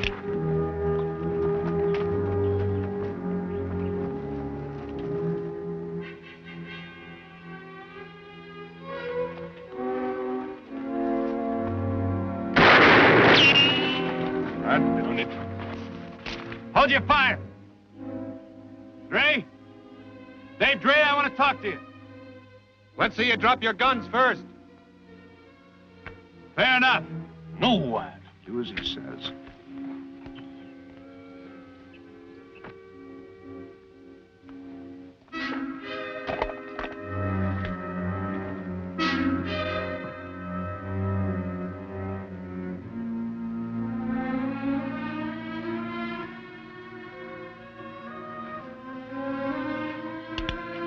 Hold it. That's far enough. Where's your posse hiding? No posse. They're John Laws, Dave. Don't trust them. I said hold it. All right, come up slow. I'm Marshal Wyatt Earp, Tombstone. This is my deputy, Mr. Gibbs. That's far enough. I've heard of you in Texas, Herb. I'm seeing double, Dave. How many John Laws are there? 2. Oh, I'm dizzy. My head hurts. That's the way Dr. Goodfellow said it would be. Who's Dr. Goodfellow? He saw the shooting in Charleston, said it didn't make any sense. Cully drinks too much. According to Dr. Goodfellow, that's not all that's wrong with him. Yeah? Has he ever been hurt? Hit over the head with a gun barrel, creased by a bullet, maybe? Why would a John Law be asking questions like that? Because he's trying to help you. Oh! Cully, that's all right. Just take it easy. He's got a leg cramp from riding so far. How'd he get that scar on his head? I ain't saying. Dave, your brother's sick. Unless he has a doctor's care, he's gonna get worse. You're making this up. Dr. Goodfellow thinks that he can cure Cully. Give him a chance and come back with us. To Tombstone? You think I'm fool enough to fall for a trick like that? You'll be a bigger fool trying to take care of your brother by yourself. I'll manage. No, you won't be able to control him. And the longer you wait, the worse it's gonna get.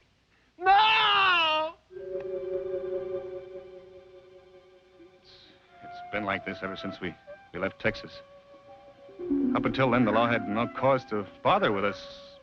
We were working, saving money, planning to get our own spread. You want to tell me how he got that scar? A bullet from one of the Rangers creased him. You shot up a town in Texas, didn't you? You know how cowboys are on payday, out for a good time. Cully was just hurrahing up and down the main street, shooting in the air. He didn't mean no harm. Next thing I knew, the Rangers was slinging lead. When I saw Cully start bleeding, we shot our way out, and we've been running ever since.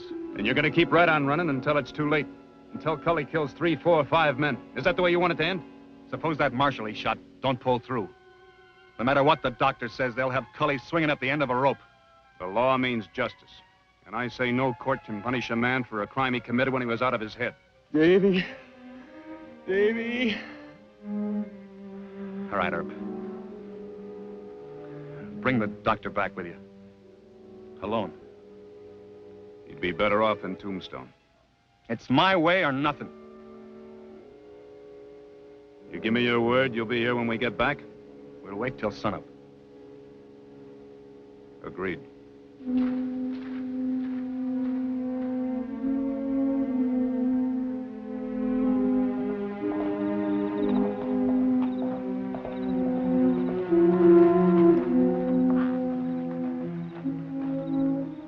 water the horses. I'll go talk to Dr. Goodfellow.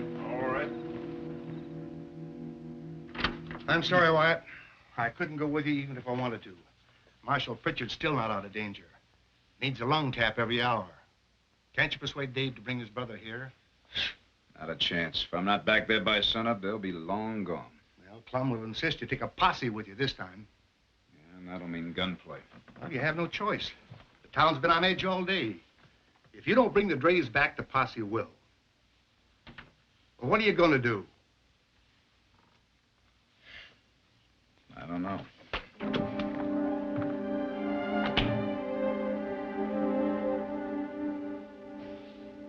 Wyatt, I've defended you a dozen times when people thought you'd gone soft on criminals, but I cannot defend you this time.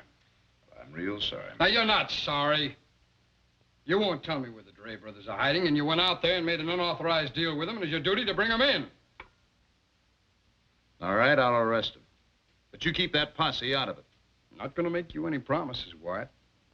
I got another telegram from the Texas Rangers, and they're sending a man here. The safety committee is ready to ride. Yeah, I know. I saw him milling around outside. You still think you can bring the Dre brothers in, huh? No, not with a posse. It's simple enough to start shooting, but that isn't going to help the cause for justice. Now, you do believe in justice, don't you? Now, you know I do. All right, then. You send the vigilantes on home, and you let me handle the Dre brothers alone. Wyatt, you're making a mistake. Bad mistake. Mr. Gibbs?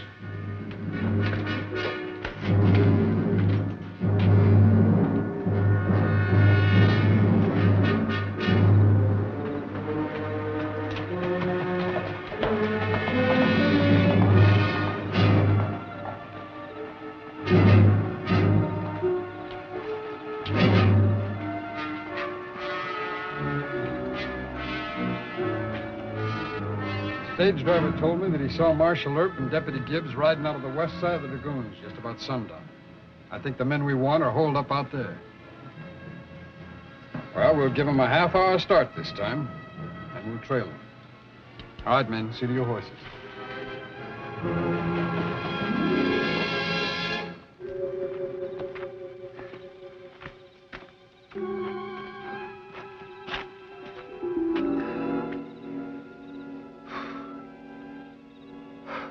I got an awful headache, Dave. Wyatt Earp promised to bring you a doctor to give you some help. I don't know about those doctors. They may put me in one of them jackets. We wait till sunup. If Earp don't show, we ride. Let's ride right away. No, I gave my word. But what if he brings a posse? Look, don't let him take me away, Davy. Don't let him take me. No, I won't. Why don't you go back in and get some more rest?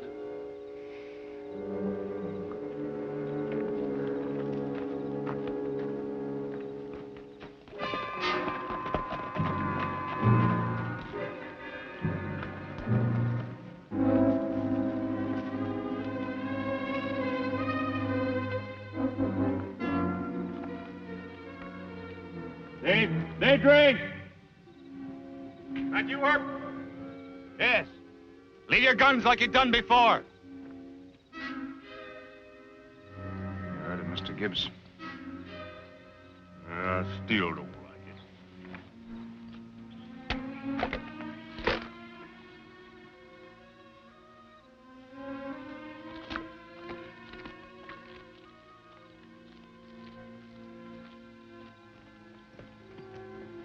Where's the doctor? He couldn't come. He's trying to keep Marshal Pritchard alive. Who's Pritchard? Man you shot in Charleston. Your brother knows. Dr. Goodfellow, try and help Cully if you come back to Tombstone. That wasn't the deal. We're riding. Cully, fetch the horses. You'll never make it, Dave. We'll make it. Maybe you, but not Cully. He'll die from his sickness. I won't let him die. He's my brother. Dave, come back to Tombstone. Let Dr. Goodfellow try and help him. If he proves he's sick, he'll back me up in court. What about me? You'll have to go to jail to save your brother's life. Hey, Dave! You lied to me. I didn't order that posse. Come on, let's get out of here. The law will find you no matter where you go. Give yourself up, Dave. Don't listen to him. It's a trick. They're gonna kill you and put me away for the rest of my life. It's your last chance to help your brother.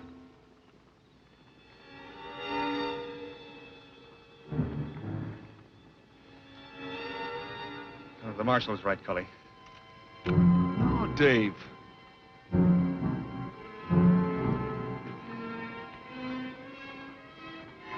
not gonna get you. And they're not gonna get me either. What? No, Cully! Dave!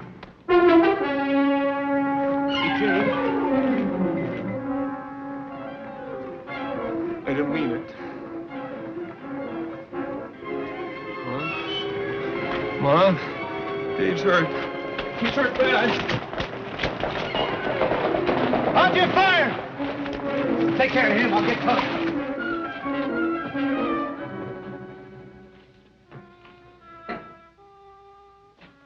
Cully!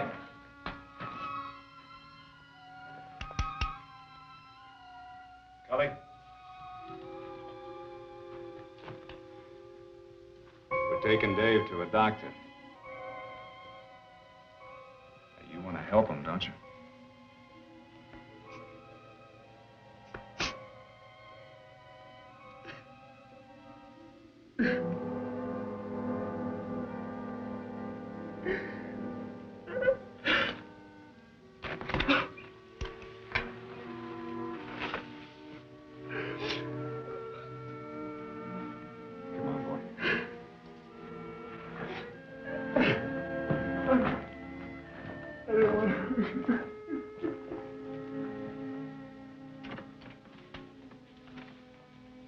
What is it, Doc?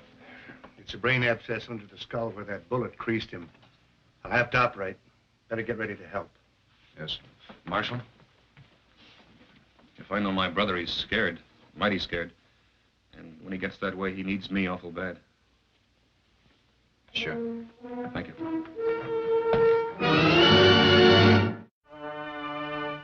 on, Dr. Goodfellow. And because of Cully Dre's brain injury, he was not responsible for his actions at the time that he shot Marshal Pritchard. In addition to my own testimony, Marshal Pritchard has given me a signed statement in Cully Dre's behalf. He feels that he himself was responsible for what happened. He terrified Cully when he put that straitjacket on him. If he hadn't, there'd have been no shooting. Thank you, Dr. Goodfellow.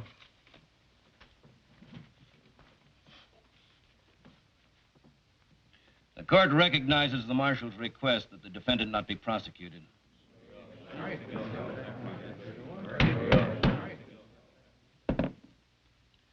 Dave and Cully Dre will approach the stand, please.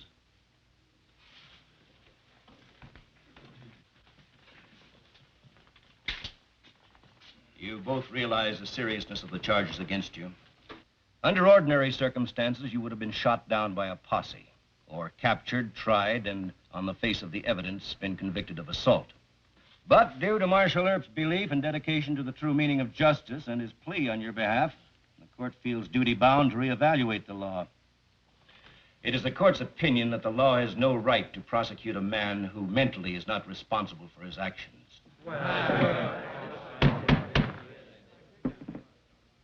Accordingly, I hereby exonerate Mr. Cully Dre of the charges against him.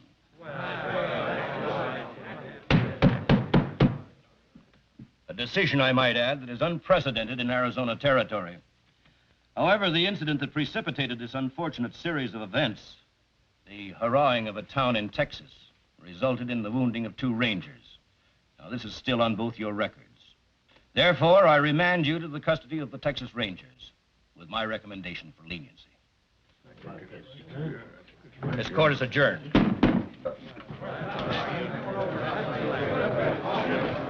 Marshal? Thank you. Don't thank me. Thank the law. See what I told you, Cully? He kept his word, didn't he? I reckon I didn't understand much before, mister, but I do now. Thank you, sir, for keeping your word. You take good care of him, Ranger.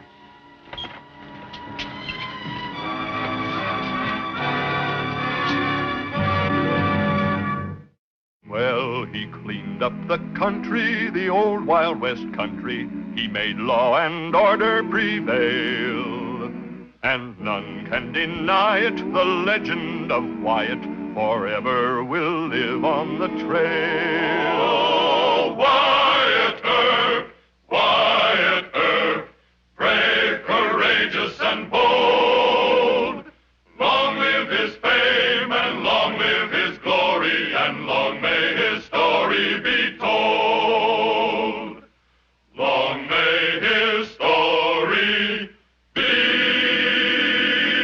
told.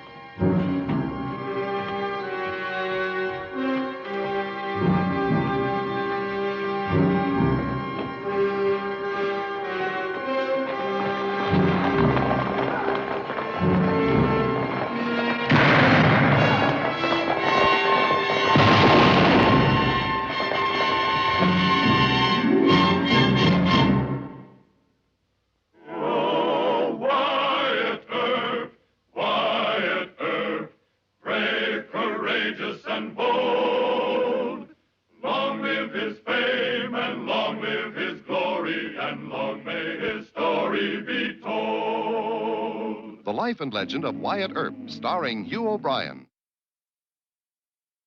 In the 1880s, there were many bandit gangs who plundered the Southwest, and among them were the very successful bank robbers called the Harlequins. 5 cunning killers who disguised themselves as clowns to conceal their identity, a device which enabled them to elude some of the most famous law officers of the West. Stand back. What kind of get-up's that? It's one of the Harlequins. You've heard of them before. A harlequin? You mean them bank robbers? That's right. Let's see what he looks like. A harlequin, huh? What might your real name be? Oh, you needn't be asking me that, for I'll never tell you. It doesn't matter. All we have to know is that he's a Harlequin. Get him over to Dr. Goodfellow, have him patch him up. I'm going to follow those others. You'll find the Harlequins, it's a dead marshal you are. Meaning no disrespect to yourself, of course. Thanks for the warning. All right, give me a hand with Mr. Funnyface here.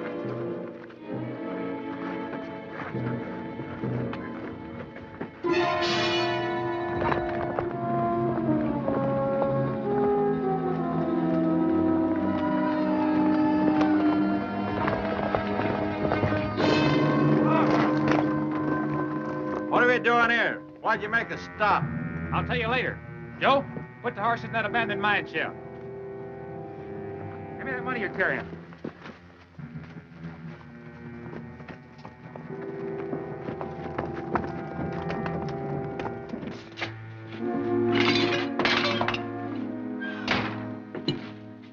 Well, we're in the clear now. We're out of sight in this shack. I'm gonna get me some sleep before we head on back to Tombstone. Back? Well, now, that's a real brilliant idea. What about the money? We gonna take that back, too? No, we're not gonna take that back, too. We'll hide it under the floor. That is, unless you've got a better idea. No, I didn't mean to make you sore. Well, start getting out of that rig. Just the same, Tex. It ain't smart going back there. We've been together 2 years. 2 years we had our agreement. One of us gets caught, the rest gets him out. Now, it's plain and simple. Y'all agreed to it, and there'll be no backing out now. Look at it, sensible, Tex. Nobody knows us. We don't need Casey anymore. That's right. We disappear and live like kings somewheres. Now, you boys is overlooking just one little thing. Casey knows who we are. Oh, he wouldn't tell nothing. Oh, he'll be real quiet till we come get him. But the day he figures we're long gone, that's the day when everybody finds out who we are. Now, you savvy? You know he's right. Tex, you think we lost that marshal? Even Indian trackers would have a hard time following that trail in them rocks we come through. Well, you and Newt get started on that floor. And don't mark up the wood.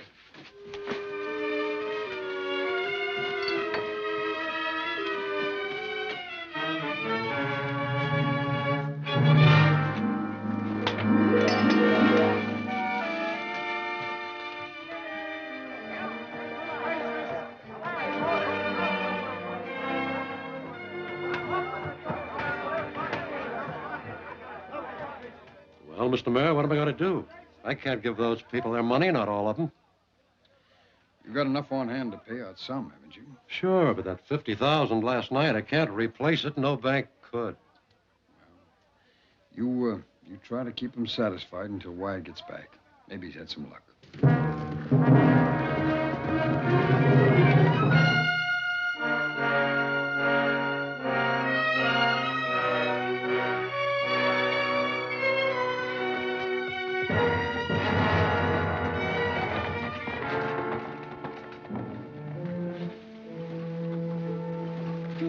It ain't gonna be easy getting Casey out of that jail. Well, Marshall's got to go to bed sometimes, and he sleeps at the hotel. Oh, and Newt, you let me worry about it, huh? You just do what you're told, same as always. Yeah, let Tex worry about it. Him and Casey's smart. I wish Casey's here now. So does he, Tim. Tombstone will be full of cowboys just like we are. And we go in same as anybody. When the time's right, we move on to jail. All right?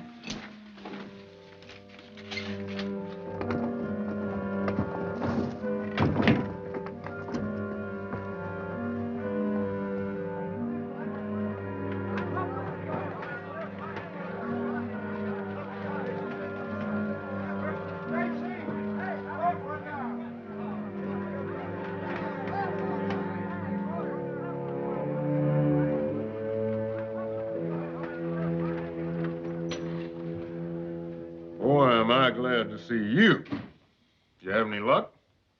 Yep, all bad. Tracked in the rock country, lost the trail. Went beyond the brush country, still couldn't find it. Well, so this whole town's in uproar. Everybody's scared to death, they ain't gonna get their money. Well, it appears to me we're gonna have to take out a posse just to cool things down a mite, whether we catch them fellers or not. Well, I got a hunch the Harlequins are gonna come back to Tombstone. Come back for what? Him, they gotta get him out. With $50,000 to divide between them, they're clean across the border by now, or traveling first class to New York. They're too smart to leave him behind. They've never been caught, and they've never been identified. All they have to do is to drift into Tombstone without their costumes and take their chances. We won't know who they are or where they are until it happens. Well, sir, if you're right, we got a whopping job on our hands. We've got one advantage, Mr. Gibbs. They gotta come in here to get at him.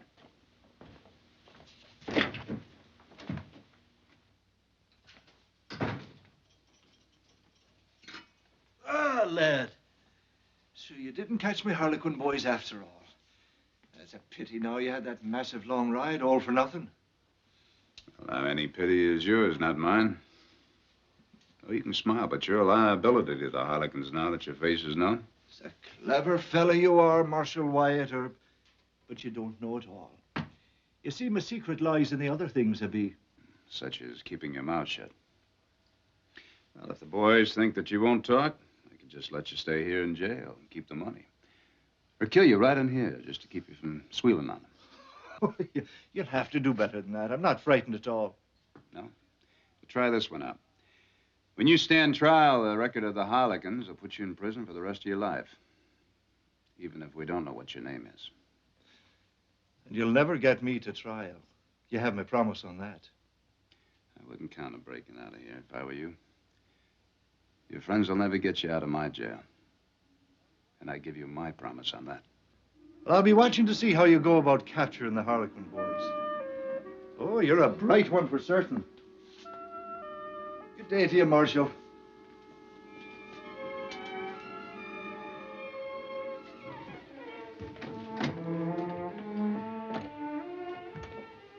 What do you say? Nothing. He's waiting for a jailbreak. You gonna put on extra deputies? Just scare him off with too heavy a guard. Yeah, I guess you're right. You know, he sure talks with a brogue, don't he? And why would you be saying that, lad? Oh, 'tis a pity to be finding myself in jail, it is. There, now, be a good lad and unlock the door for me. Well, burn my hide. You take him off better than he does himself. You know, White, you ought to have been one of them play actor fellers. That's darn good imitating. What? How'd you make out? I lost the trail. Well, can you come down to the bank right away? Mr. Stacy says unless something's done, why, he's going to go bankrupt. I don't know what I could do. Well, at least you could talk to the man. I'll not be long, lad. Keep your eyes peeled and your gun ready. Oh, get along out of here, will you?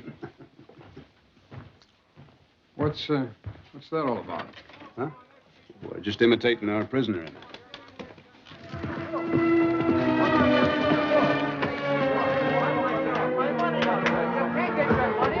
on, Mr. Clinton. Get right in there. Get right in there. Open up here. Hold it right there, Philip. I want to talk to you. What's this I hear about the bank being robbed, cleaned out by a bunch of clowns?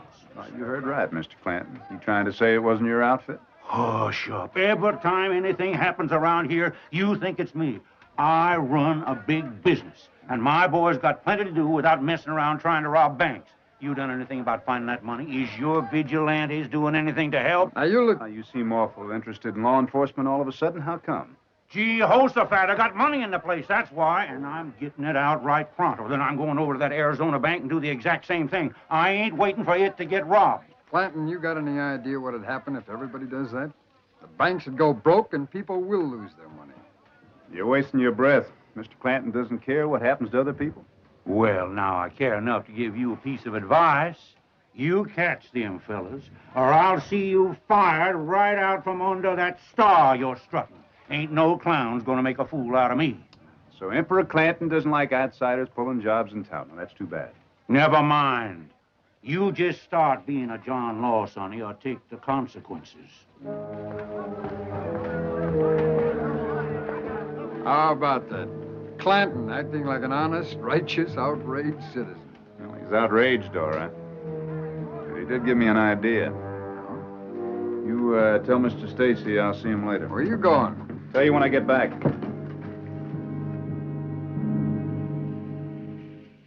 Mr. Borden, all I'm asking you to do is to loan some of your bank's cash to the Tombstone Bank. You'll get it back, sir. I don't see any reason for helping a competitor, Marshal. It's his own fault that he was robbed. Pure carelessness. He takes the same precautions you do, sir. And that's beside the point. I'm sorry. I can't agree.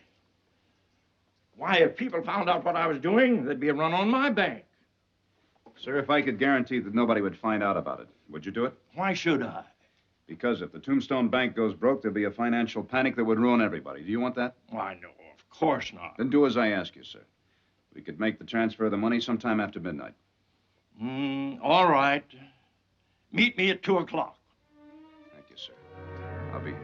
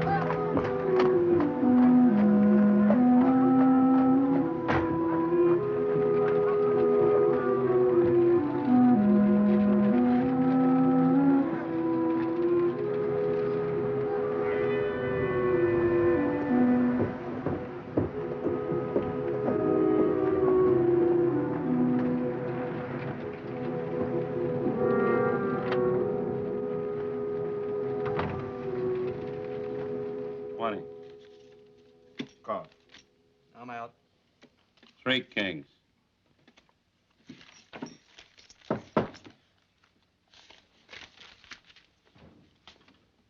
Who is it? Tex.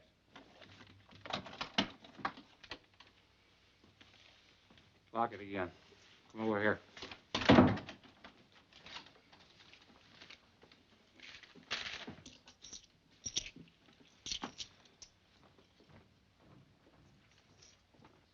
All right, now I want one of you boys just window all the time. Don't take your eyes off the jail. Anybody comes out, anybody goes in. I want to know about it. All right? I went back and got me a real good look at that jail. It ain't gonna be hard at all.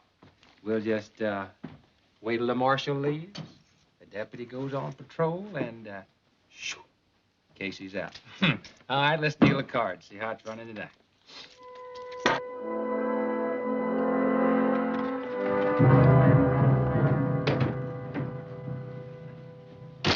Nothing happened? Nothing except I'm getting darn hungry. Go get yourself some chow. Get something for the prisoner, too. He'll be around here a while. Anything I hate, it's a sitting around and waiting for something to happen. I'd rather be in a shootout. Maybe we can help it along. Well, I sure hope so, because I just ain't cut out for this.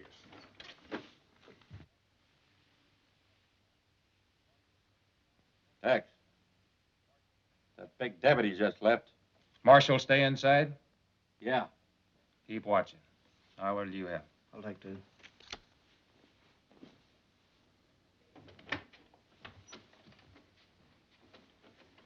Well, Mr. Mayor? What? Well, I checked the Cosmopolitan Hotel like you asked me to. 4 men registered in today. They're in a room overlooking the jail. Fine. Next, you ask Mr. Stacy to close up the bank regular hours, post an announcement that he will be paying withdrawals again tomorrow.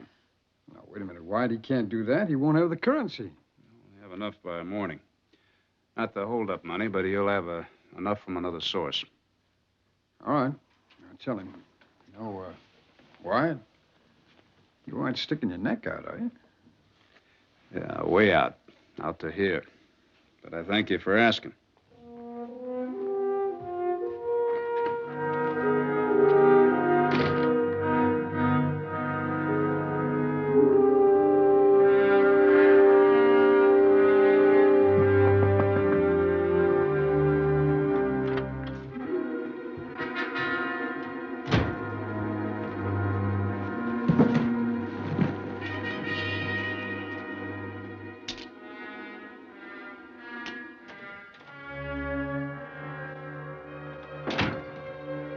That's done. Your vigilantes ready? Well, I got 4 picked men. Going to meet me in exactly 13 minutes. Oh, Taylor brought those packages for you, Wayne. I told you where I lost the trail of those Harligans. Yeah. You have your men stay out of sight. Don't worry. We'll do our job. You just take care of yourself, boy. Sergeant. What you got there, a new suit? Here, put these on. Put it on? What for? I can't wear your clothes. They're not mine. They're your size. Taylor's been working all day trying to get them ready for you. Well, you gonna tell me the scheme, or you gonna let me guess? I want you to dress up like me. Go out the front, pretend like you're heading for my hotel. But you cut around and come in the rear door. Put your own clothes on, then pretend to go on patrol. Well, what are you gonna be doing that you can't go? Faith, and I'll be getting rid of our clown the while. We'll put the dear lad out and me in his cell. Yeah, I see. That's a pretty tricky idea, Wyatt. There's one part of this I haven't told you yet. Yeah, I know. Don't warn me about not shooting nobody. I ain't gonna shoot less than I have to. No. We're gonna let him get their man. I mean, I'll be in Casey's clothes. Oh, no, you ain't. You'll get yourself killed, so you can just forget about that right now. That's the only way I can find out where the money's hidden. There ain't no bank worth getting yourself killed over.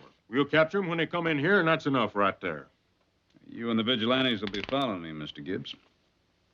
Yeah? How far back? Just far enough so we can't hear the horses.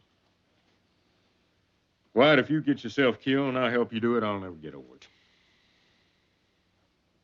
I won't get killed. And now put on your new clothes, there's the lad, and be trusting me the once. Yeah. All right. Ain't my style.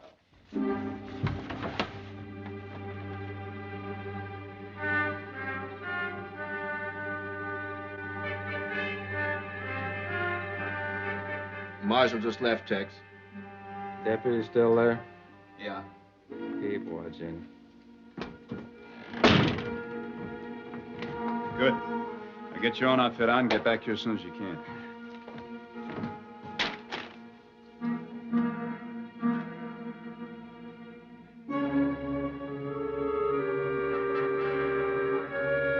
Tex. The deputy's leaving.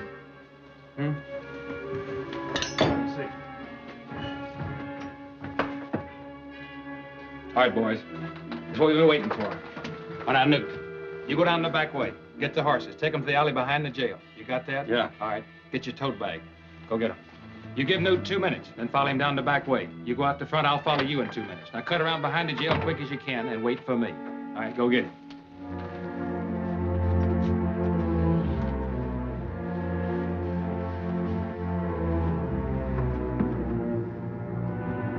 Well, how do I look?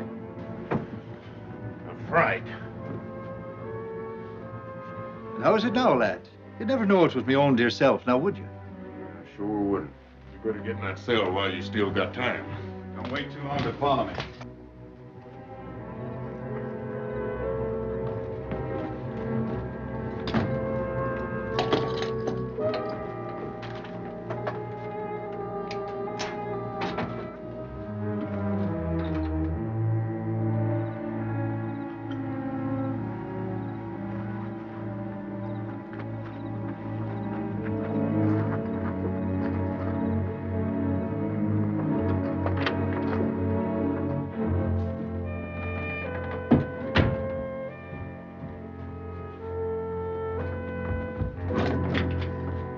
Casey! How come you still got that rig on? And what do you think I'd be wearing this night? Been expecting you some time, I have. I don't get sore. Sorry we took so long, but it couldn't be helped. You hurt? My arms, there's only a scratch. Come on.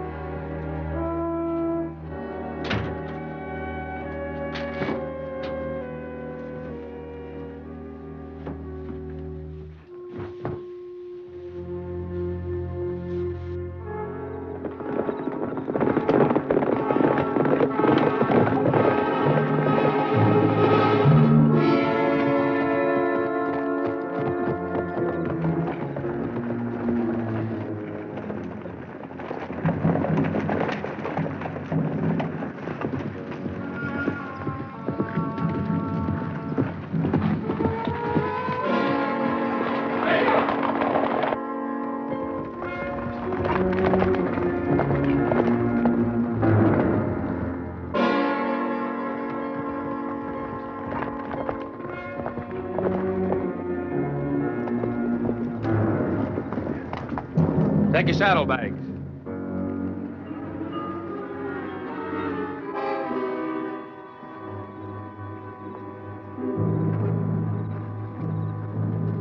We got the money in that shack, Casey, and it's hid real good. You did the right thing, my boy. We'll be getting it, then go on our way.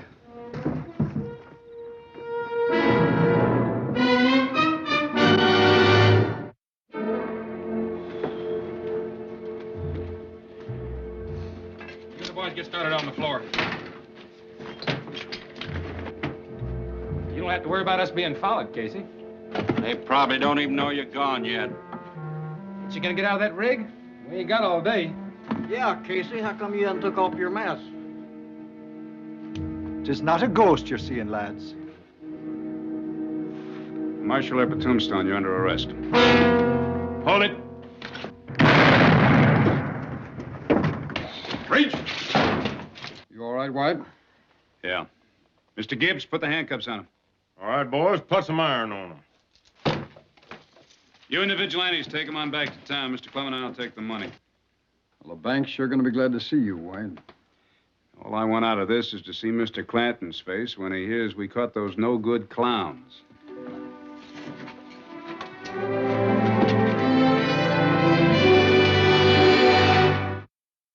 Well, he cleaned up the country, the old Wild West country. He made law and order prevail.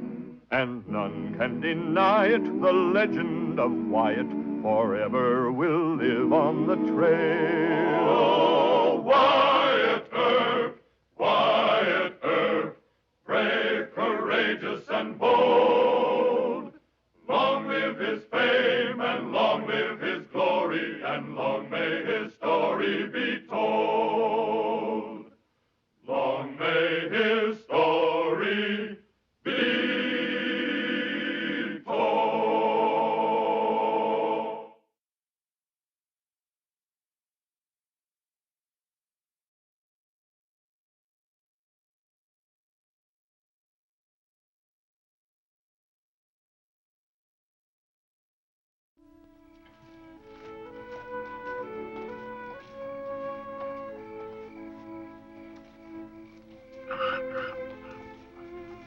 Come on, Roscoe.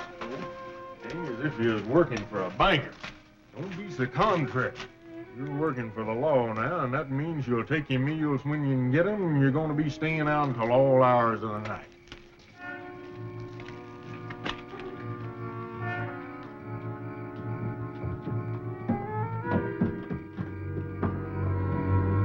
We got him cornered. Let's move in. What about the mule? Never mind him. We're after Shotgun Gibbs.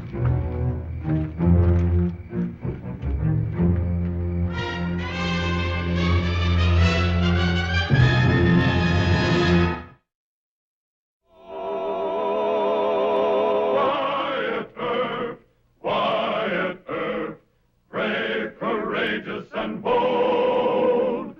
Long live his fame, and long live his glory, and long may his story be told. The Life and Legend of Wyatt Earp, starring Hugh O'Brien. Shotgun Gibbs had been Wyatt's chief deputy since his arrival in Tombstone. Gibbs, his mule Roscoe, and his 10-gauge Greener were formidable allies.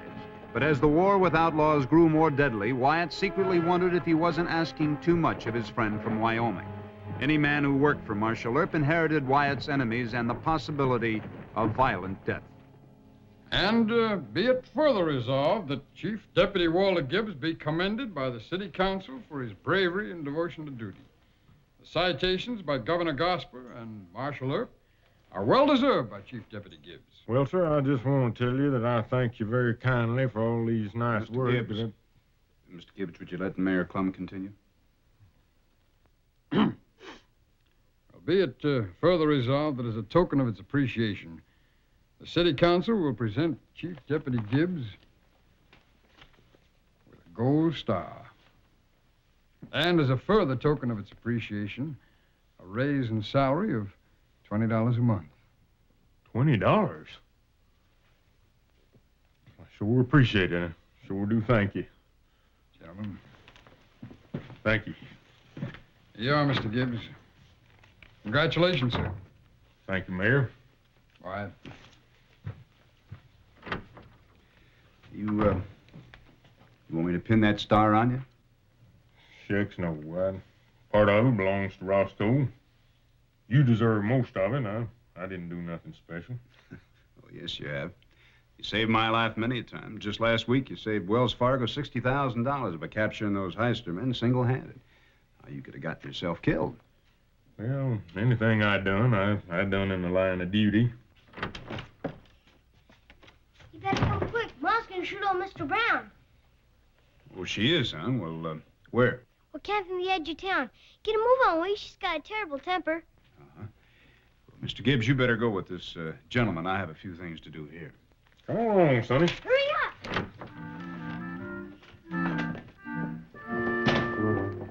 Hey, wait for me! Her name's Ginger. They call me Butch. We're related. Cousins? Nah, she's my baby sister. I don't see you carrying no 45. Most John Laws carry a 45 and a sawed-off shotgun. I carry this here, 2 10-gauge slugs. Now listen, if there's any trouble out there, I want you two to keep out of the way, you hear me? You ain't our boss, mister. Listen, you disobey me and I'll larrup you. He talks like a papa. Yeah, and he's awful big and strong. Well, let's just don't stand here a jawing. Let's go. I'm not going to tell you again. You've been drinking ever since we left West Texas. Now, you and your helper have been paid off at full wages, and you're not working for me anymore. You hired me for the whole trip to Colorado. Well, I reckon this team will square the account. Touch those horses and I'll shoot. Hold it, lady! Put that gun down. If there's any shooting gonna be done around here, I'm gonna do it. Now, what seems to be the trouble?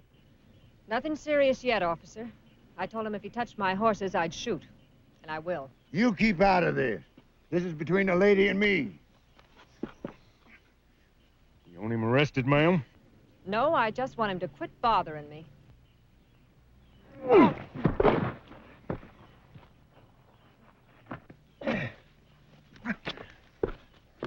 hear what the lady said? Well, don't you forget it.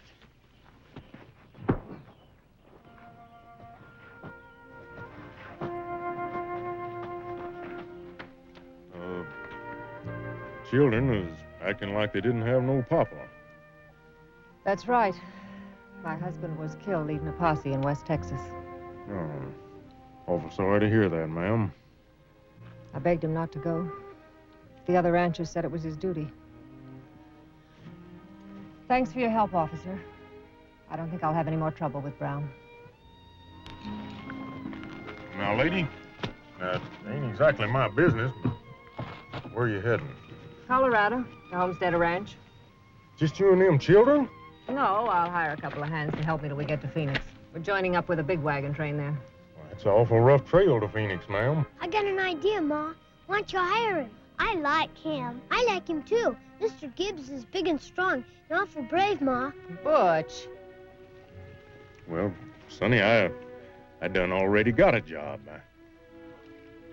Well, if you'll excuse me, I got to go report in to Wyatt Earp.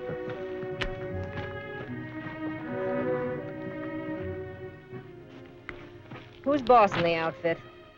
Well, you are. I only just thought. Well, stop it. You embarrassed the poor man. Now I've got to watch the wagons. You find a newspaper and tell him to run this advertisement. Yes'm, but does Ginger have to dog me? Everywhere I go, she follows me. Ginger, you stay here with me. Can I ask that John Law to be my papa? That's John. Ma has to ask him. Butch! Yes'm. And you get up in the wagon. You know yourself, Wyatt, it ain't safe. A lone widow lady with them 2 children a-crossing that trail to Phoenix. Won't she advertise for a couple of men to go along with her? Well, sure she would, but what kind of hands would she wind up with? Hoodlums, probably. There, you see, Doc knows it ain't safe. Well, I'll see if I can talk her out of it. Bear down on me, will you, Wyatt? I'd sure hate for anything to happen to Butch and Ginger. What about their mama? Well, to tell the truth, I don't approve of her. She's hot-tempered and stubborn. Well, I'll see what I can do. Yeah. Gibbs, are you in love? Says which? The widow Byfield. Have you fallen in love? Doc, you're stone deaf. Ordinarily, I oppose marriage. To most men, it's a living death. But it might mean your salvation, Gibbs. I don't take kindly to joking on such subjects, Doc. Neither do I. At most weddings, there should be a firing squad present, so that the groom will know what he's in for. But in your case, Gibbs, I think the good Lord intends for you to be a husband.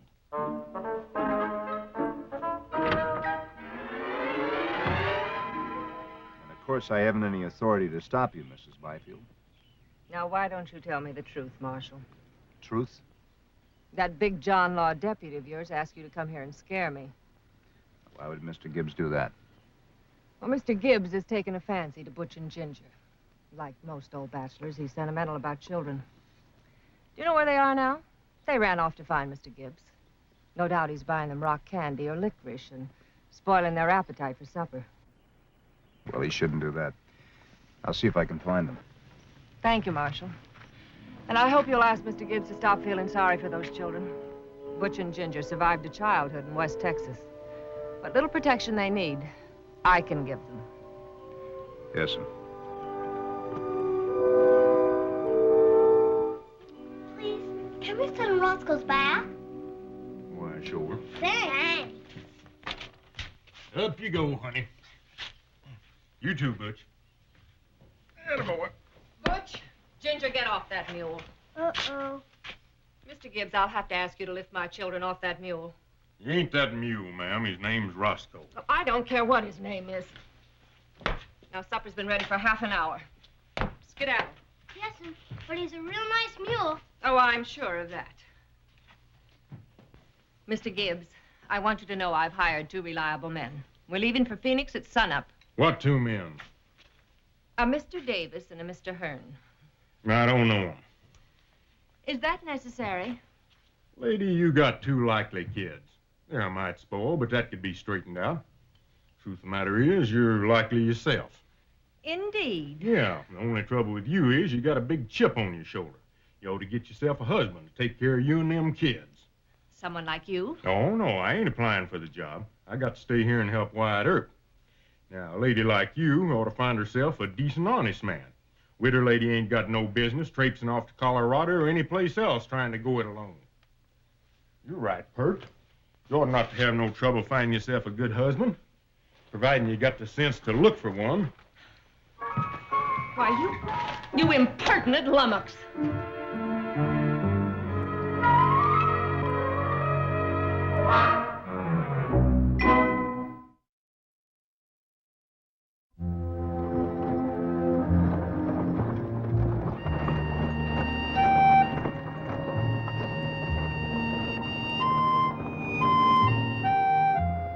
Butch. Oh, gee, Mom. Why can't I hold the rifle? Papa Gibbs says it's Indian country. It's Mr. Gibbs, and he was just trying to scare you. Well, it looks like Indian country. Apaches. I don't want to hear any more about it. Mr. Gibbs says I gotta start growing in a mortal soul. Butch, put that gun down. Ah, gee, Ma.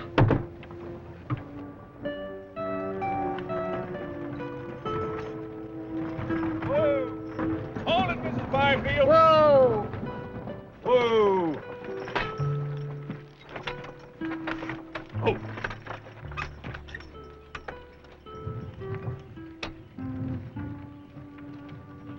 What's wrong, Mr. Hearn? Sorry, ma'am. We left our canteens in your wagon. Hey! This is as far as we go, lady. What? Did we take all the horses? No, just ours. Better start unhitching them, Willie. You can't do that. The law will get you. We're nothing but dirty robbers. We're giving you a fair chance, boy. Hush now. They could steal this team, too. That's a sensible way to look at it, lady. I ain't scared of you. Butch! Hey, you're a right spunky kid. Smart, too. You better be smart, too, lady.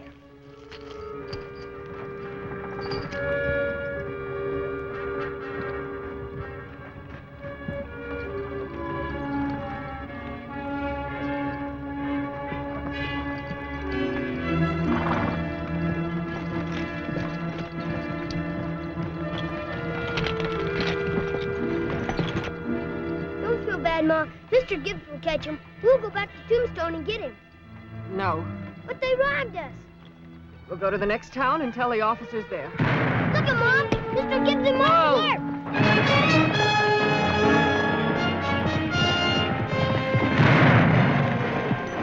Kill him, Mr. Gibbs. Kill him. That boy, Mr. Gibbs. What's the matter, Mommy? Why did we stop? What's happening? It's all right, dear. It's all right. There's Papa Gibbs. Yes. Yes, I know. Kill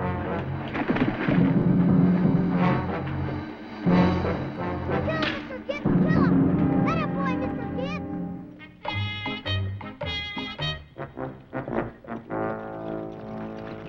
Oh. Papa Gibbs sure beat up on him. He was aiming to beat the tires, but Marshal Earp made him stop.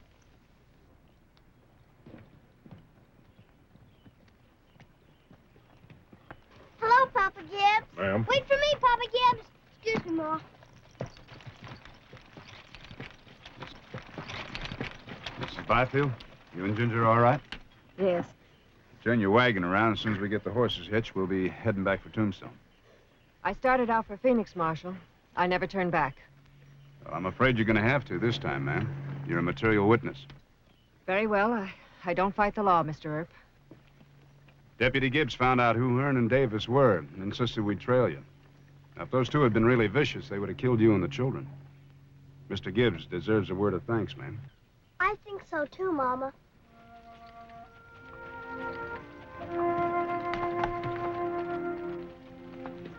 Ginger! Ginger! Did you see what happened? Papa Gibbs took hold of those robbers and knocked their heads off. Well, practically off. Did Papa Gibbs get hurt? Nah, not even a scratch.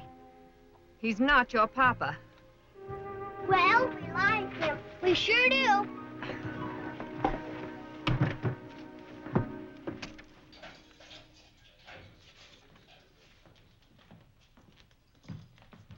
Gentlemen, your lawyer put up bond returnable in Judge Spicer's court at noon tomorrow. Here are your belongings. How about our guns? I think you're safer without them. Mr. Gibbs might be tempted. We got a couple of friends that... Shut it, Willie. We'll see you in court.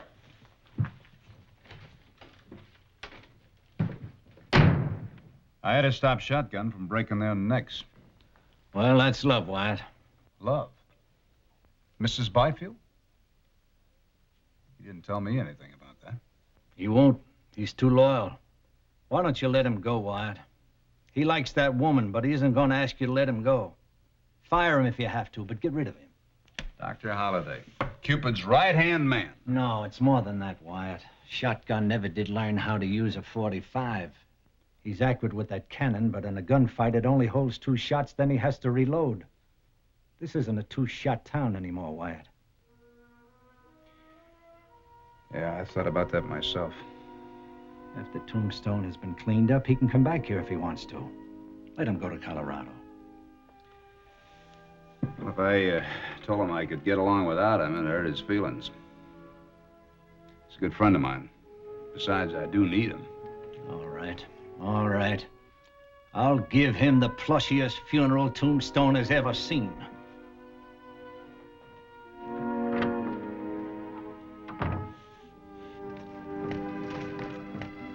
Honey, she didn't talk to Gibbs.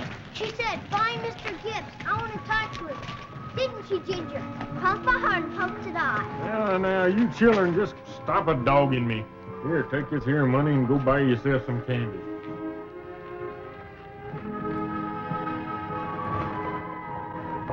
Why don't we go with them? You know Mama won't want us around when she asks him. Come on, Dumbbell. And I thought Mr. Earp might give you leave of absence. Long enough for you to go with us to Phoenix. Well, coming from you, ma'am, that's a mighty nice compliment. Let me help you with that. Thank you. You'll ask him? Well, ma'am, I can't hardly do that. You can't? No, ma'am. You see, over there in Tombstone, we're running mighty short-handed, and I'm afraid Wyatt might think I was running out on him. I see. Well, then, I guess it's Mr. Earp or me. Well, you ain't proposing, are you? I may have something like that in mind, eventually. Dang if I know what to say. You keep a-thinking about it, and I'll keep a-thinking about it, and maybe... Well, you know, it's about time I was getting back on patrol there. Wyatt probably expecting me, and... Excuse me, ma'am.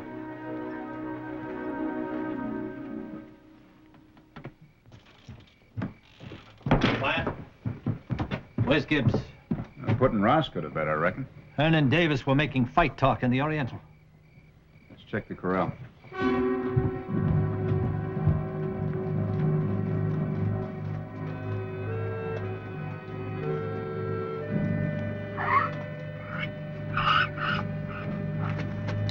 Come on, Roscoe, don't be so contrary.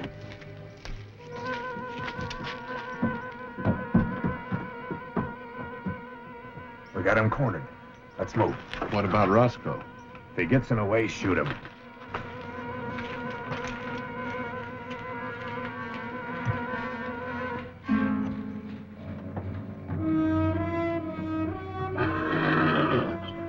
Here's your help, Roscoe. You're getting more spoiled than Butch and Ginger. How about a bucket of them good oats, boy? Hold it, big man. Now, to keep away from that shotgun, come over here with your hands up.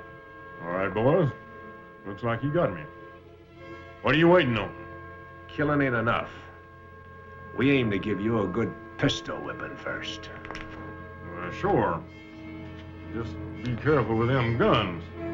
Roscoe ain't never done nothing to harm you.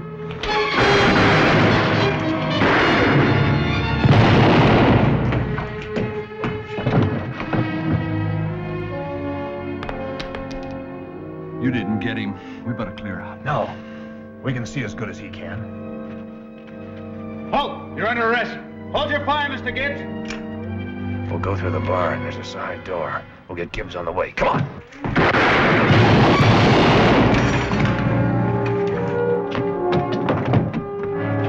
Shotgun? Over here. You all right? Yep. Check Roscoe, will you? Never mind Roscoe. Didn't you hear me tell you to hold your fire? Sure I did, but they come in here shooting at me. Doc and I could have taken him alive. Well, it just so happens I wanted to kill him.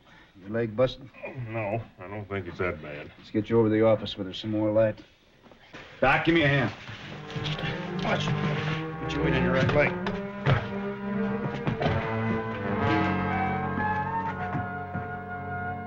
Getting a little tight there, Doc.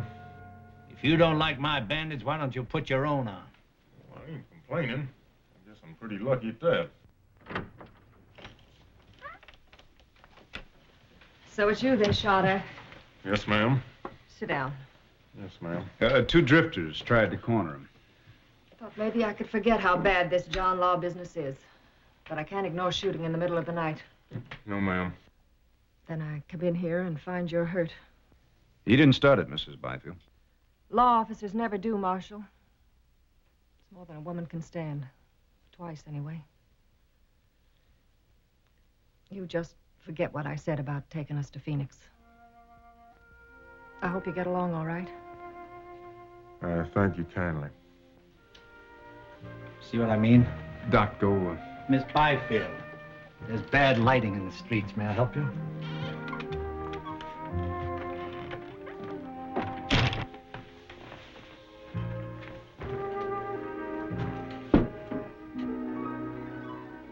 Sit down, Mr. Gibbs. I have something to say to you. Huh? Oh. I reckon it's about them fellers I killed.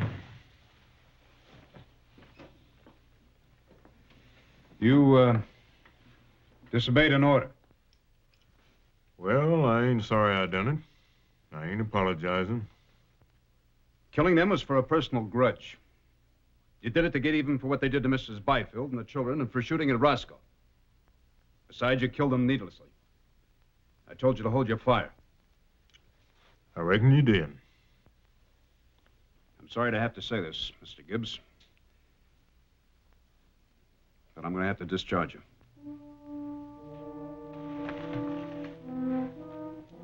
Well, you mean I ain't your chief deputy no more? You're just up and firing me? That's right.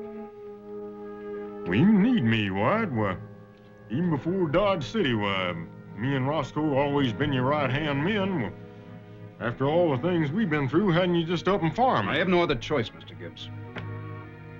I'm a peace officer. I'm not supposed to have personal feelings. When I give orders, I expect to have them carried out.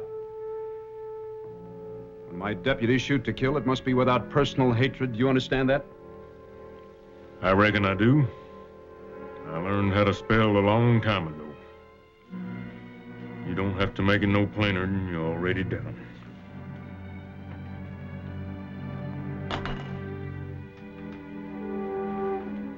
Mr. Gibbs? Yes, sir? Let me hear from you. So long, White.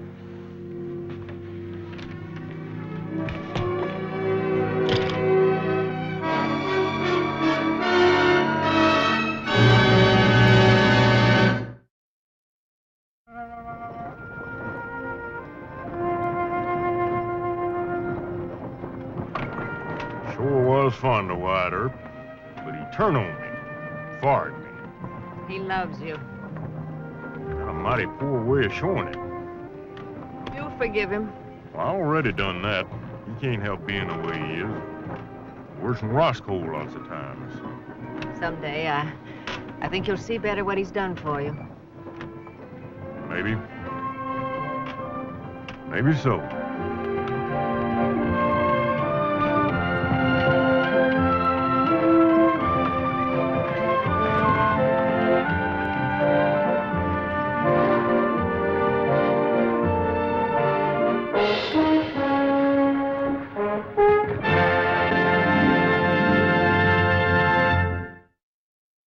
Well, he cleaned up the country, the old Wild West country. He made law and order prevail. And none can deny it, the legend of Wyatt forever will live on the trail. Oh, Wyatt Earp, brave, courageous, and bold. Long live his fame, and long live his glory, and long may his story be told.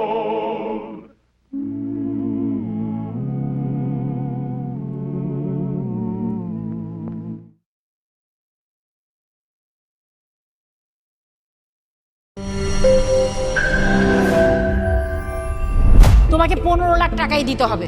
তুমি যদি দিতে না পারো তোমার বাবাকে call দাও। তোমার যত জমি জিরাত বাড়িতে যা যা আছে এগুলো বেচা হইলেও তোমরা আমাদের টাকা পাই পাই করে শোধ করবা।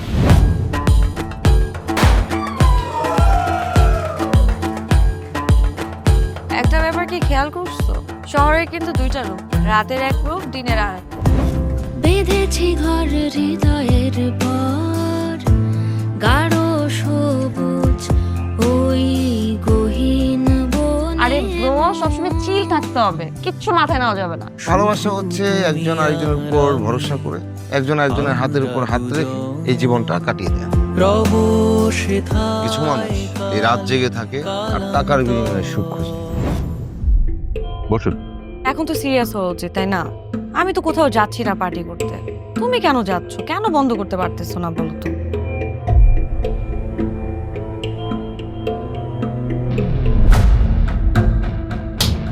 কার যে কোথায় সুখ সেটা তার প্রিয় মানুষটাও কখনো জানতে পারে না। পাশাপাশি তবু যাচ্ছি বিপরীতে, কাছাকাছি তবু যাচ্ছি বহু দূরে। Hi, you look good. Thank you.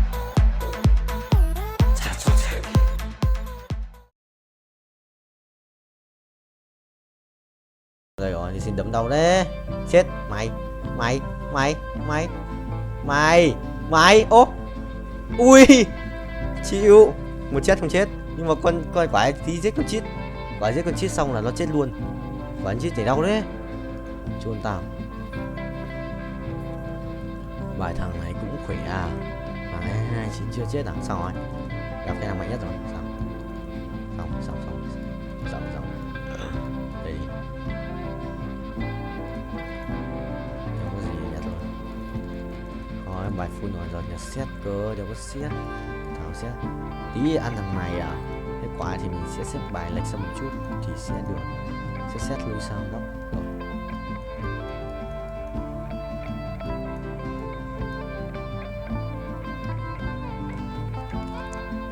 Chuẩn không vậy. 700 củ anh sẽ revert phát nữa. Còn thiếu 600 củ để revert lên 660 à. Anh có revert lên 10 đấy. 400 vòng rồi này. Ông vượt qua kỷ lục 430 quay không? 435 nhỉ? 119 20, 23, 24, 25, 26 27, 28, 29, 30. Kỷ lục mới. Đi record. Rồi 233. Kỷ lục mới, qua kỷ lục mới tận 3 lap. Ê, thua lại. Phải không? Ê, không thua. Không thua. Mày rồi ăn tao. Rồi có top 4 rồi. Có top 4 rồi. Mình sẽ không phải là cái thằng hậu cái D nữa. Mình cần cái gì nữa? Xẻng rồi cái này ra định mệnh. Được. Ây à, cồn thế nhờ. Một cái gì đây? Một cái nỏ xét à? Một cái nỏ xét rồi. Hay là một đơn luôn, thằng đéo như thế. Mình đã trả thưởng 1 đô.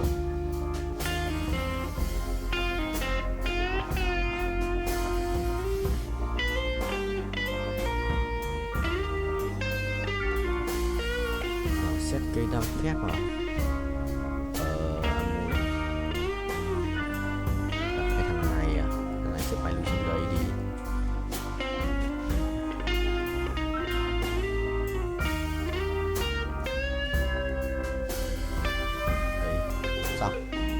Bế cho thầy cái lô bên kia. Xếp bài láo hả? Phải bay nhanh như ngựa ấy. Thầy xếp bài láo thì nó mới phù hợp. Ok, sự là phù hợp ấy. Không được, không phù hợp rồi. Sắp đi rồi. Sao đứng đây chết nhở? Ê, thằng khỏe đấy. Đừng quăng át nữa, làm ơn. Thua rồi. Thôi.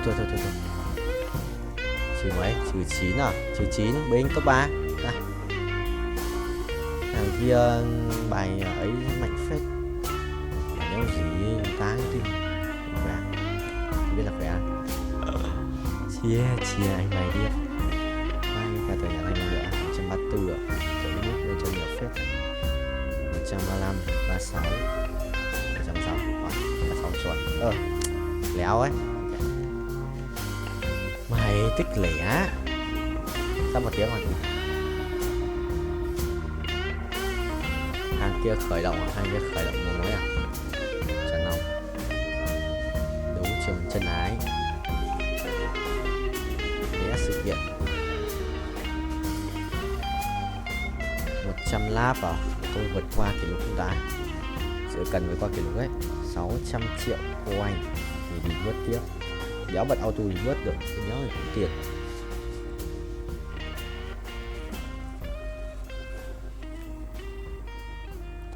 Bay chuẩn ông thầy ơi. Uống nước này 200 lap.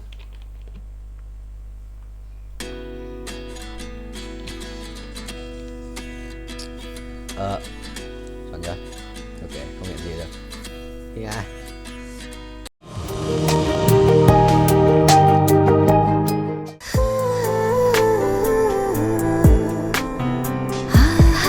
আপনি কিন্তু দেখতে যথেষ্ট সুন্দরী একজন মানুষ,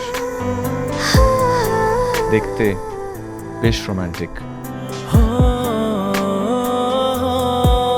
যেন শেক্সপিয়ারের নাটকের কোনো নায়িকার মতো। ভেবেছিলাম, কিন্তু আপনি তো পুরোটাই মর্মান্তিক। যে কোনো মানুষ আপনাকে দেখে মর্মাহত হতে পারে।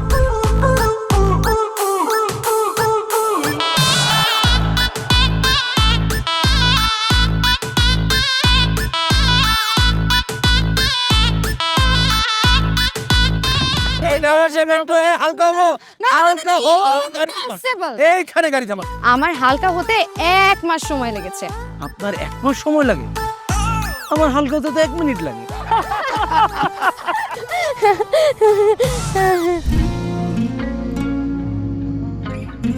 আমার কাছে মনে হয় জীবনসঙ্গী এমন হওয়া উচিত যার সাথে আপনি প্রতিটা মুহূর্ত উপভোগ করতে পারবেন, সারাক্ষণ খুনসুটিতে মেতে থাকতে পারবেন এবং তার মনে এমনভাবে বসবাস করবেন যে আপনার দিকে সে একটাবার তাকালেই বলে দিতে পারবে যে তার বেঁচে থাকার কারণই আপনি। পথে চলতে চলতে, কথা বলতে বলতে, কখন যেন হলে আমার। জানি গল্পে গল্পে মিশে অল্পে অল্পে আমিও হয়ে গেছি তোমার। ছোট ছোট ভুল ফুটে হলো ফুল যে তোমাকে পেলাম। গুটি গুটি পায়ে স্বপ্নের নাই আমি ভেসে গেলাম। আপনি কি মনে করেছেন একজন মানুষ আমার জীবন থেকে চলে গিয়েছে এবং আপনি সেই সুযোগটা কাজে লাগিয়ে আপনার ফিলিংসগুলো আমার কাছে এক্সপ্রেস করবেন আর আমি সেটা হ্যাপিলি অ্যাকসেপ্ট করে নিব? এই হচ্ছে আপনার বন্ধুত্বের নমুনা? রোদের পাখি তোর শহরে আমার মনের স্বপ্ন ঘিরে। ওরে পাখি ওরে সারাক্ষণ তোর শহরে বৃষ্টি হলে ভিজে আমার মন।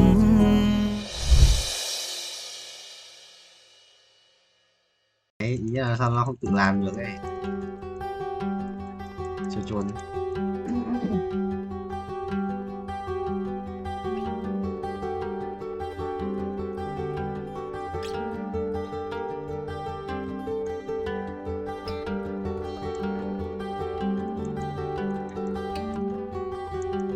Yes, yes, yes. Bây giờ tỷ đô mày rủ vô anh cầm đồ mà chỉ được cái mác của chơi rồi nhặt quả trứng này. Anh cầm đồ mà chỉ được cái wow wow wow. Yes, yes sir, broccoli. Đợi để chạy không mở.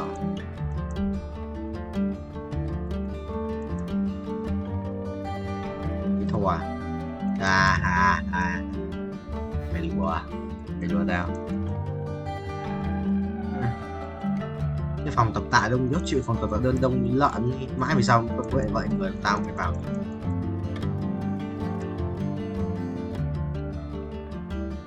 Nó chỉ cái gì đấy chúng tao để nhận một tí reverse mà em ơi, reverse nó giảm hết sức mạnh mà. Đúng cái nịt reverse xong còn đúng cái nịt review ít xong phải reverse xong phải nhận sao để bù lại ấy. Sức mạnh lên.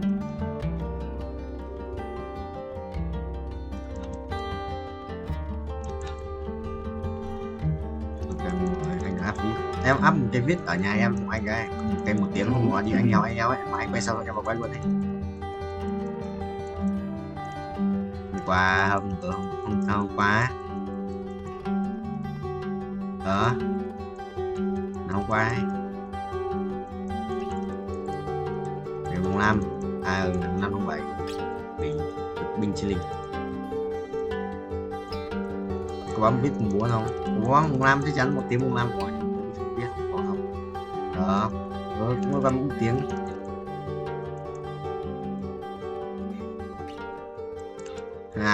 Đã trồ quá. Thích không? Thích. Mình thích không cho quay chung máy không?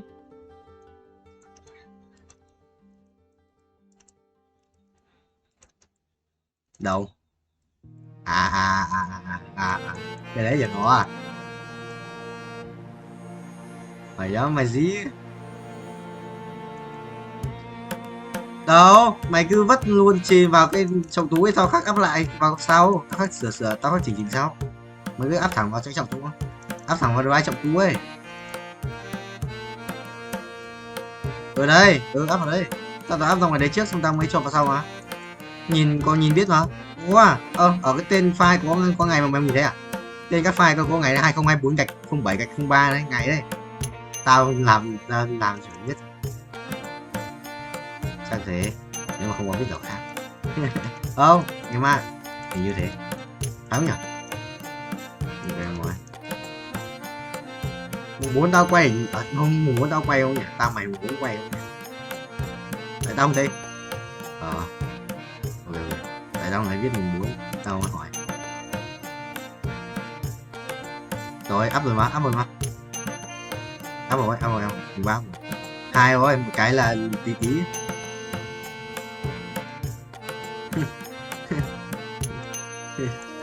Nhóc. Cái thằng yêu khôi tập rất vất vả nhá. Cái anh đang tập một máy đúng không? Anh tập đủ 3 set trở lên này, 3 hoặc 4 này.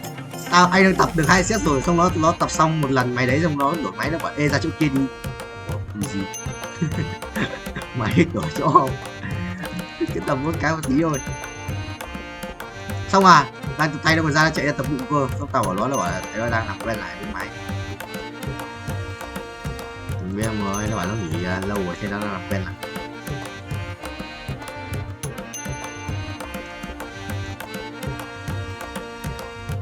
Mấy tỷ lợn 140 à? Ok được rồi.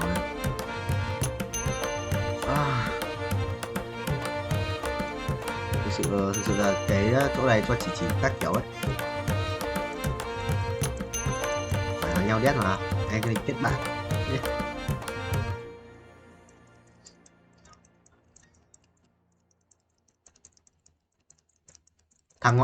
Thằng Tuấn tối nay đi date quốc tiếp về của con Chu Bảo Châu, xong nó bảo anh em nghỉ nhà quay cho anh.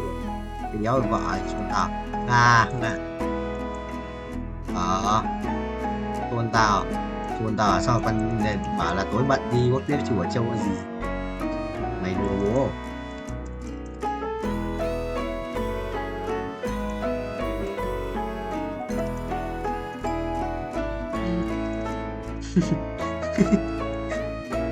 Không, nhưng mà đi làm cái gì sao đúng việc chứ, việc người khác bắt mình làm chôn à? Mày thích không mình làm được không?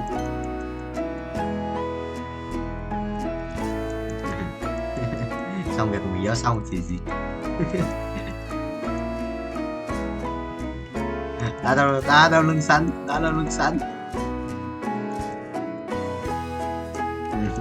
Anh tưởng là anh biết là anh nghĩ là bảo bọn bố ghép mặt vào xong có tính tiền vít đấy của bọn bố không? Có tính tiền vít đấy là của bọn bố không? Bảo vẫn các mặt vào thích đấy là bọn anh em làm chứ nhỉ? Xuân bố à? Thích hộ không?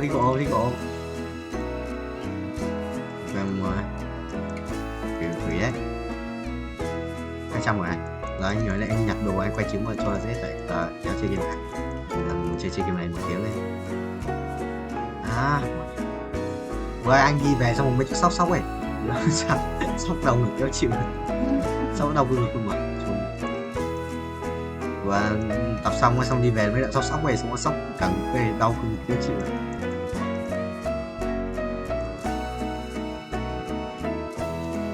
Anh thấy nó vui, thấy vui gầy lắm. Nó không thắt cân được thật ấy, nó gầy vãi. Tay nói nhìn như que củi thế. Cái lúc mà tập cái máy ép ngược cái tay nhìn như que củi ấy, buồn cười nó chịu được. Buồn cười mấy lúc cái tập buồn cười á.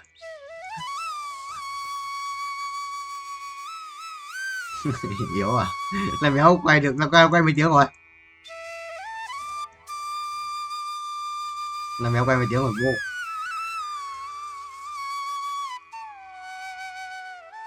Cái gì vậy?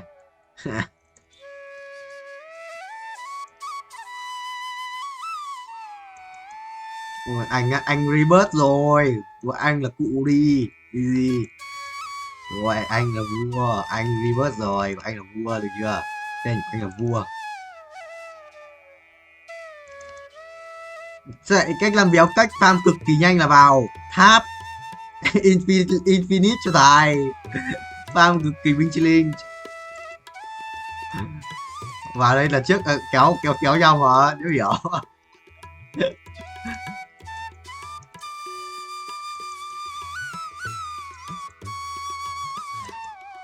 Bao nhiêu? 20 phút rồi, anh quay 1 tiếng á. Đủ bên đời. Cho anh tưởng nó béo đánh liên minh cơ. Sao anh? Vua zero à? Vua zero. Vua ba à? Vua ba ơ. Cô ba có mấy cái chết này, đi mua đồ ấy. Mua đồ ấy, mấy thằng ấy toàn mấy thằng ảo giá thôi, chứ bán sự đất thì bán như vậy. Anh mua rồi mà, anh quỷ chết mà. Anh quỷ chết kiểu đấy mà. Phải đổi xe gọi lên tô để xem thằng nào bán giá hợp lý nhất thì mình mua. Còn phút.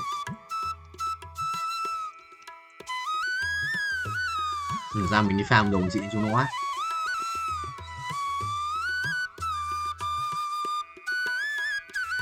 Phải không? Sao bị mất? Đến hạn đóng tiền sao thằng kia nó chưa báo? Thằng anh chưa bảo, thằng anh chưa bảo đóng tiền thì anh chưa chuyển. Nó phải bảo cơ mà anh mới chuyển tiền. Nó nhắm vào nhóm thì bọn anh chuyển.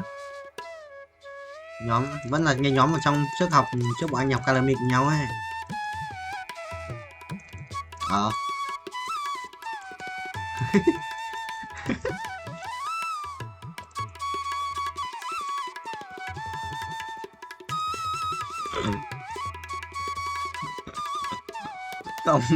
Còn một broccoli trong vlog à? Chuẩn vậy. The basic.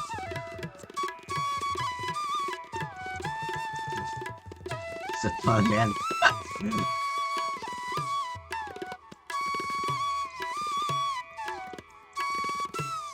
Game này nhìn giống người mà, game đấy mấy thằng người còn nhớ mày còn nhìn giống người tí đỡ cuối vuông. Chẳng qua không có auto. Thằng nào ngắm nhiều ấy.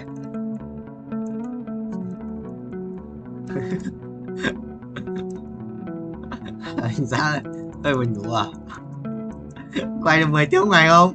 Quay được 10 tiếng ngày không bro? Mày 10 tiếng một ngày.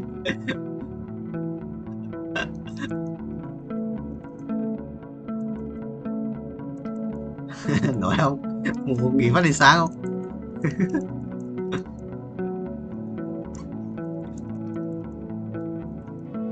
Được. Đừng chửi được. Rồi, mà mấy game chơi treo này xem đá được mà mình kệ đi. Nó bảo là phải dùng cái con chuột này để di màn hình, góc màn hình liên tục cái anh đéo. Anh bảo là anh nghĩ là có cái đéo gì vợ ấy trôn mũ à, thỉnh thoảng thôi chứ.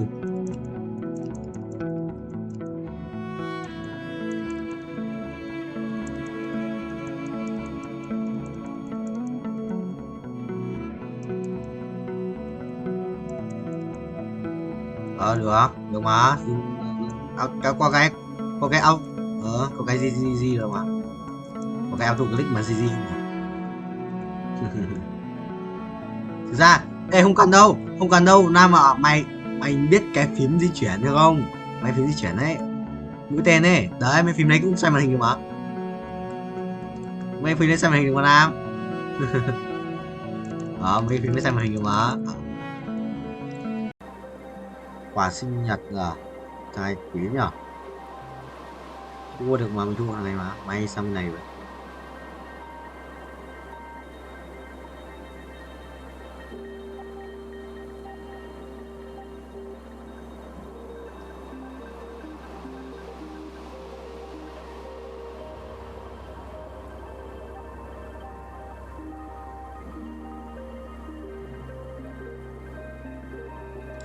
Ok, đấy, lại về để đã tự di chuyển, ra thể di chuyển, là thầy chỉnh hai bên lên xong. Đinh không vậy? Đinh không vậy? Đinh không thầy ơi, Đinh không thầy ơi, Đinh không thầy ơi, Đinh không thầy ơi. Ai á? Chôn tao.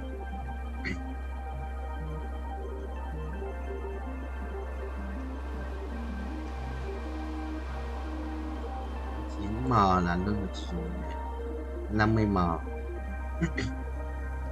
Nhanh lên tao. Từ từ rồi. Mặc thêm 7 đấy. Chuẩn không nhỉ? Vài sự nhét đấy. Đấy là biệt.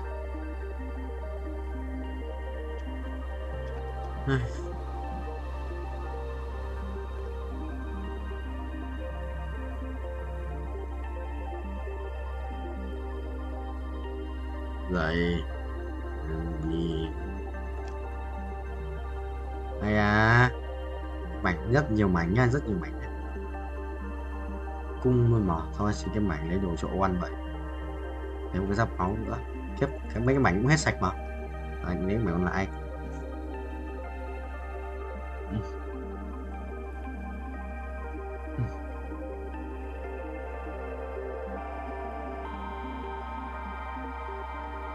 Mày cho nhau, mày cho không? Mày cho anh không? Đừng chết nữa. Thằng Vũ vẫn đang nằm mà Dương. Chết. Tài. Mày không anh em mà thằng kia bây giờ có quỷ quá.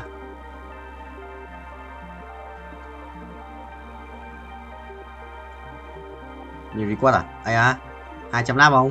200 200 95 à? 195 lap à? Tính nhà 100 đây. Wow.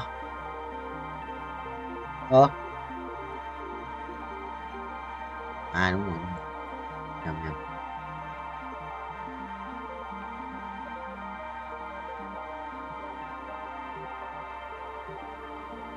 Yes. 65. ভালোবাসা সুন্দর, ভালোবাসাও সুন্দর। মানুষ নিজের অজান্তেই ভালোবেসে ফেলে।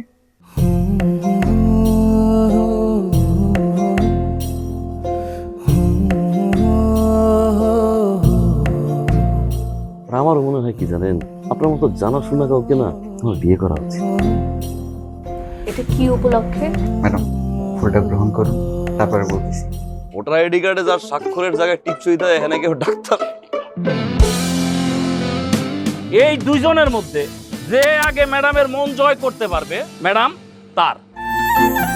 একদিন না দেখলে তোমায় বন্ধু আন্ধার লাগে সব, তোমার এই প্রেমে এমনই টান। রোগীদের তো ডক্টরের কাছে আসলে ব্যথা কমে যায়, আপনি তো উল্টো হলো কেন? আপনি কি একটু উল্টা? তোমায় ছাড়িয়া যাব মরিয়া, তোমায় ছাড়িয়া যাব মরিয়া, যেও না বন্ধু আমার, ভুলিয়া।